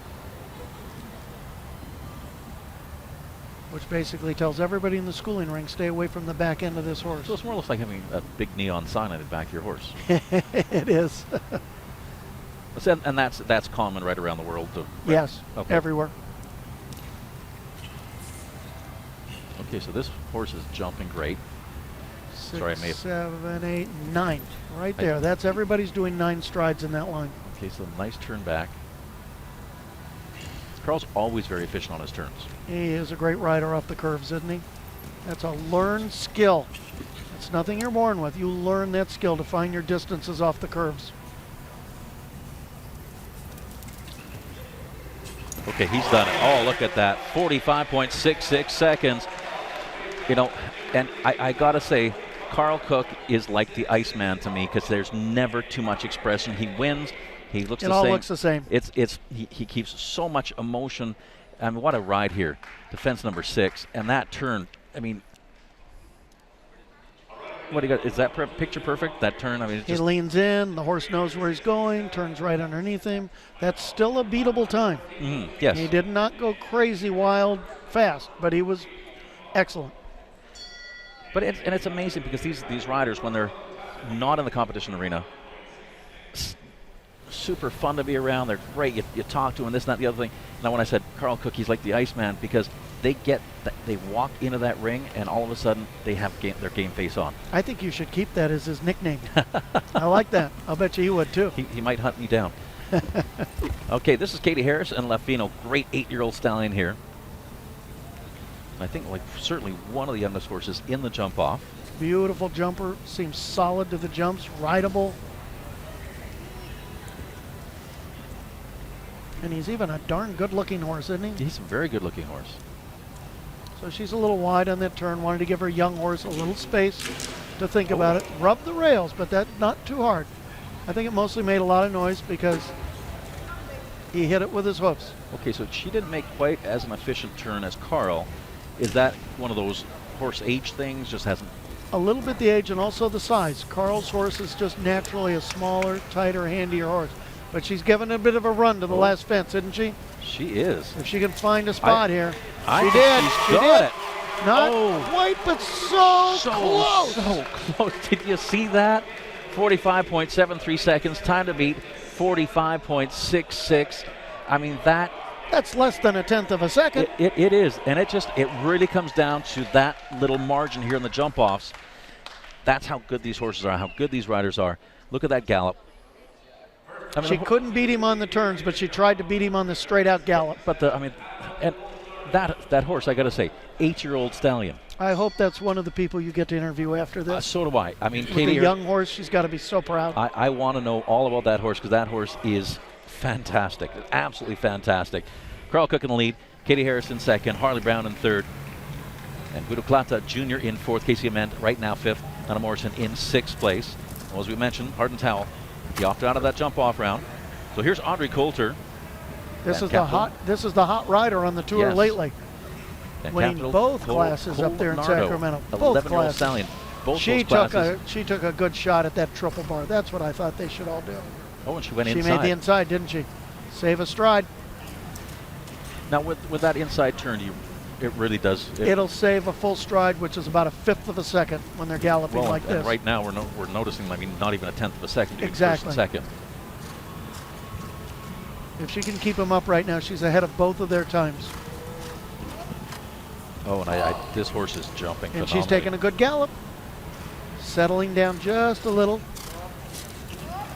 Oh yeah. Oh, she's got yeah. it by a wide margin. What a How about that? 41.90 seconds. Audrey Coulter at Capital Nardo. What a time. Clear round. But you know what? Now she's moving the top into first place. Is this a nail biter time? Because it's like, oh no, now I just have one more person. All I can say is she's still the hot rider on the tour. Oh, and she this is. is going to help her, all those wins in Sacramento and now in her Longines world rankings. That turn back to that combination, we just Was saw amazing. that. It was terrific. There wasn't any hesitation on that turn. The horse was right there with her the whole time. They were in perfect communication. Well, then there was one. And this one, well, we know he's ranked pretty high in the world. I don't mean to be a conspiracy theorist here, but do you try to beat your own client? I think you actually have to try to beat I your always client. did. I didn't care. Because of the fact that, you know what, I know Audrey, I mean, she's a sports person. She wants it to be competition the Fair. whole way. It has to be fair. So Harry Smolders, 13th in the world. Apollonia. He's a little slower than her to the triple bar. So She left one less stride there than he did. He may, in fact, be having just a little bit of a different strategy here by He's saying, going okay, inside like she did. Made a very efficient turn, only 2 strides off that rollback turn. because Also did 9, yes. his strategy coming back, doing that inside turns. He's got some beautiful turns here, but maybe it's okay. I want to get high in the placings here, but then. And he doesn't want to use his horse up today. He looks a little slower than her, but he is definitely slower. Okay, so but the win's going to go maybe to Audrey second Coulter. place if she leaves it up. If he leaves it up. Still great competition, 44.12 seconds. I've got that in second Clear place. as well, Apollonia and Harry Smolders. He will take home second. So Copernicus Stables, which owns both those horses, a win and a second place as well tonight. That's a heck of a start for the week, isn't it? That's a heck of a start for, and what can you say? I mean, Audrey Coulter, 2 weeks ago, she won the qualifier. And the big Grand Prix. Won them both. And then at this point in time, she puts the same foot She down. wins the qualifier again. And, well, now let's see. So Harry comes down to that last auction. At this point in time, he is going for the clear. He's going for second. Yes. But if I might say, Audrey Coulter has thrown down the gauntlet to the rest of these riders out here. She really has. She is the one to catch. And sometimes when you're the one to catch and you're on fire like she is, that fire just keeps going. Yep. When you get on a roll and your horse is on a roll, it's a beautiful thing. So let's have a look. First place, Audrey Coulter. Harry Smolders, Apollonia in second, Carl Cook in third place, highest placing American rider, Katie Lifto-Lafino, that's that great 8-year-old stallion in fourth, Harley Brown in fifth for Australia, Guido Plata Jr., watch out for him. He qualified for this Saturday. He's a one to watch. KCMN in 7th. Hanna Moritzen, Sweden in 8th place. And this was the Intuit Grand Prix qualifier. But they will all be back to see us again on Saturday night. Well, you know what? Saturday night, and that'll actually be broadcast on FEI TV. Tonight, being broadcast FEI YouTube. Great competition. We have some amazing horses, amazing riders here. Enrique Gonzalez from Mexico. You know what? I know he's not going to be happy with that 9th place. He's going to come back with a vengeance on Saturday. Hardin Towel opted out of the jump off, so he took home 11th. Peter Bersenik he took home 10th place, just correction. Peter Bersenik in 11th. And those are the rest of the placings. Our Intuit Grand Prix qualifier. 28 we will see 28 on to come Saturday. back. But tomorrow night, if anybody is going to watch again, oh, yeah. You know what? Tomorrow night, we have the speed class tomorrow night, which is really fun to watch. very, very, very true. And that, in fact, will be at 5:30 right here. California time, 5:30. Yep, that is Pacific time. Right here in beautiful Del Mar. And that's the Del Mar charity presented by the Competitive Equestrian. And that speed class tonight, well, what am I saying tonight? I'm already into tomorrow. Wow. That's the class Richard Spooner won last year, and I remember watching it. It was an exciting class start to finish last year. It was great. I think we're going to have just a blast tomorrow. I mean, the names, and of course, Richard Spooner, the master of faster. You can see. You're going to have Michelle Parker in here with her good horse that is so fast, that little chestnut one she rides. Yeah, my goodness, of course I'm We'll think of it naturally, but yeah, the she's second. so fast on that one. Yes. Fun to watch. Michelle Parker, I mean, it's fun no matter what to watch these riders compete against each other, and because every single one they want to win, they lay it on the line, they take those calculated moves. I love the game of chess that happens all the time. Me too. Where it's like, okay, yeah, that one did the inside turn, and that was the one interesting thing in Sacramento, watching some of these classes. Sometimes the inside turn didn't pay off because it slowed your horse down a little bit. Yes, there are times when you want to look at a turn. If you've got a big strided horse, it's actually faster to go around and keep galloping. Yes. It's faster than making a sharp turn where you have to slow down to make the turn. Yeah, yes. so it's wonderful. Join us once again tomorrow night, FEI YouTube. We're going to be broadcasting these wonderful presentations in just a moment. Our Intuit Grand Prix qualifier. Congratulations once again, Rob, to the top 28 that we're going to see on Saturday. I think Saturday, if you're not on FEI TV, that's the place you want to be, because that is going to be such a fun event. I've ridden in that Grand Prix myself many times years ago in this venue. This is a great place to show. The people are right at eye level. It's usually a packed house on Saturday night, and there's so much pressure. It is. No, and I think that's going to be amazing, as you said, on Saturday, because we have all these booths, we have all the seating as well. It's going to be a packed crowd. It's going to be noisy for the horses, lots of distractions, but they are great horses, great riders as well. Ladies and gentlemen, at home, thank you so much for joining us. Rob, it has been such a pleasure to see you again tomorrow night, Devin. Yeah, I'll see you tomorrow, because you know what? Speed is the name of the game tomorrow, and we're going to throw it down to Adrian Ward on the floor for our presentations. Have a great evening.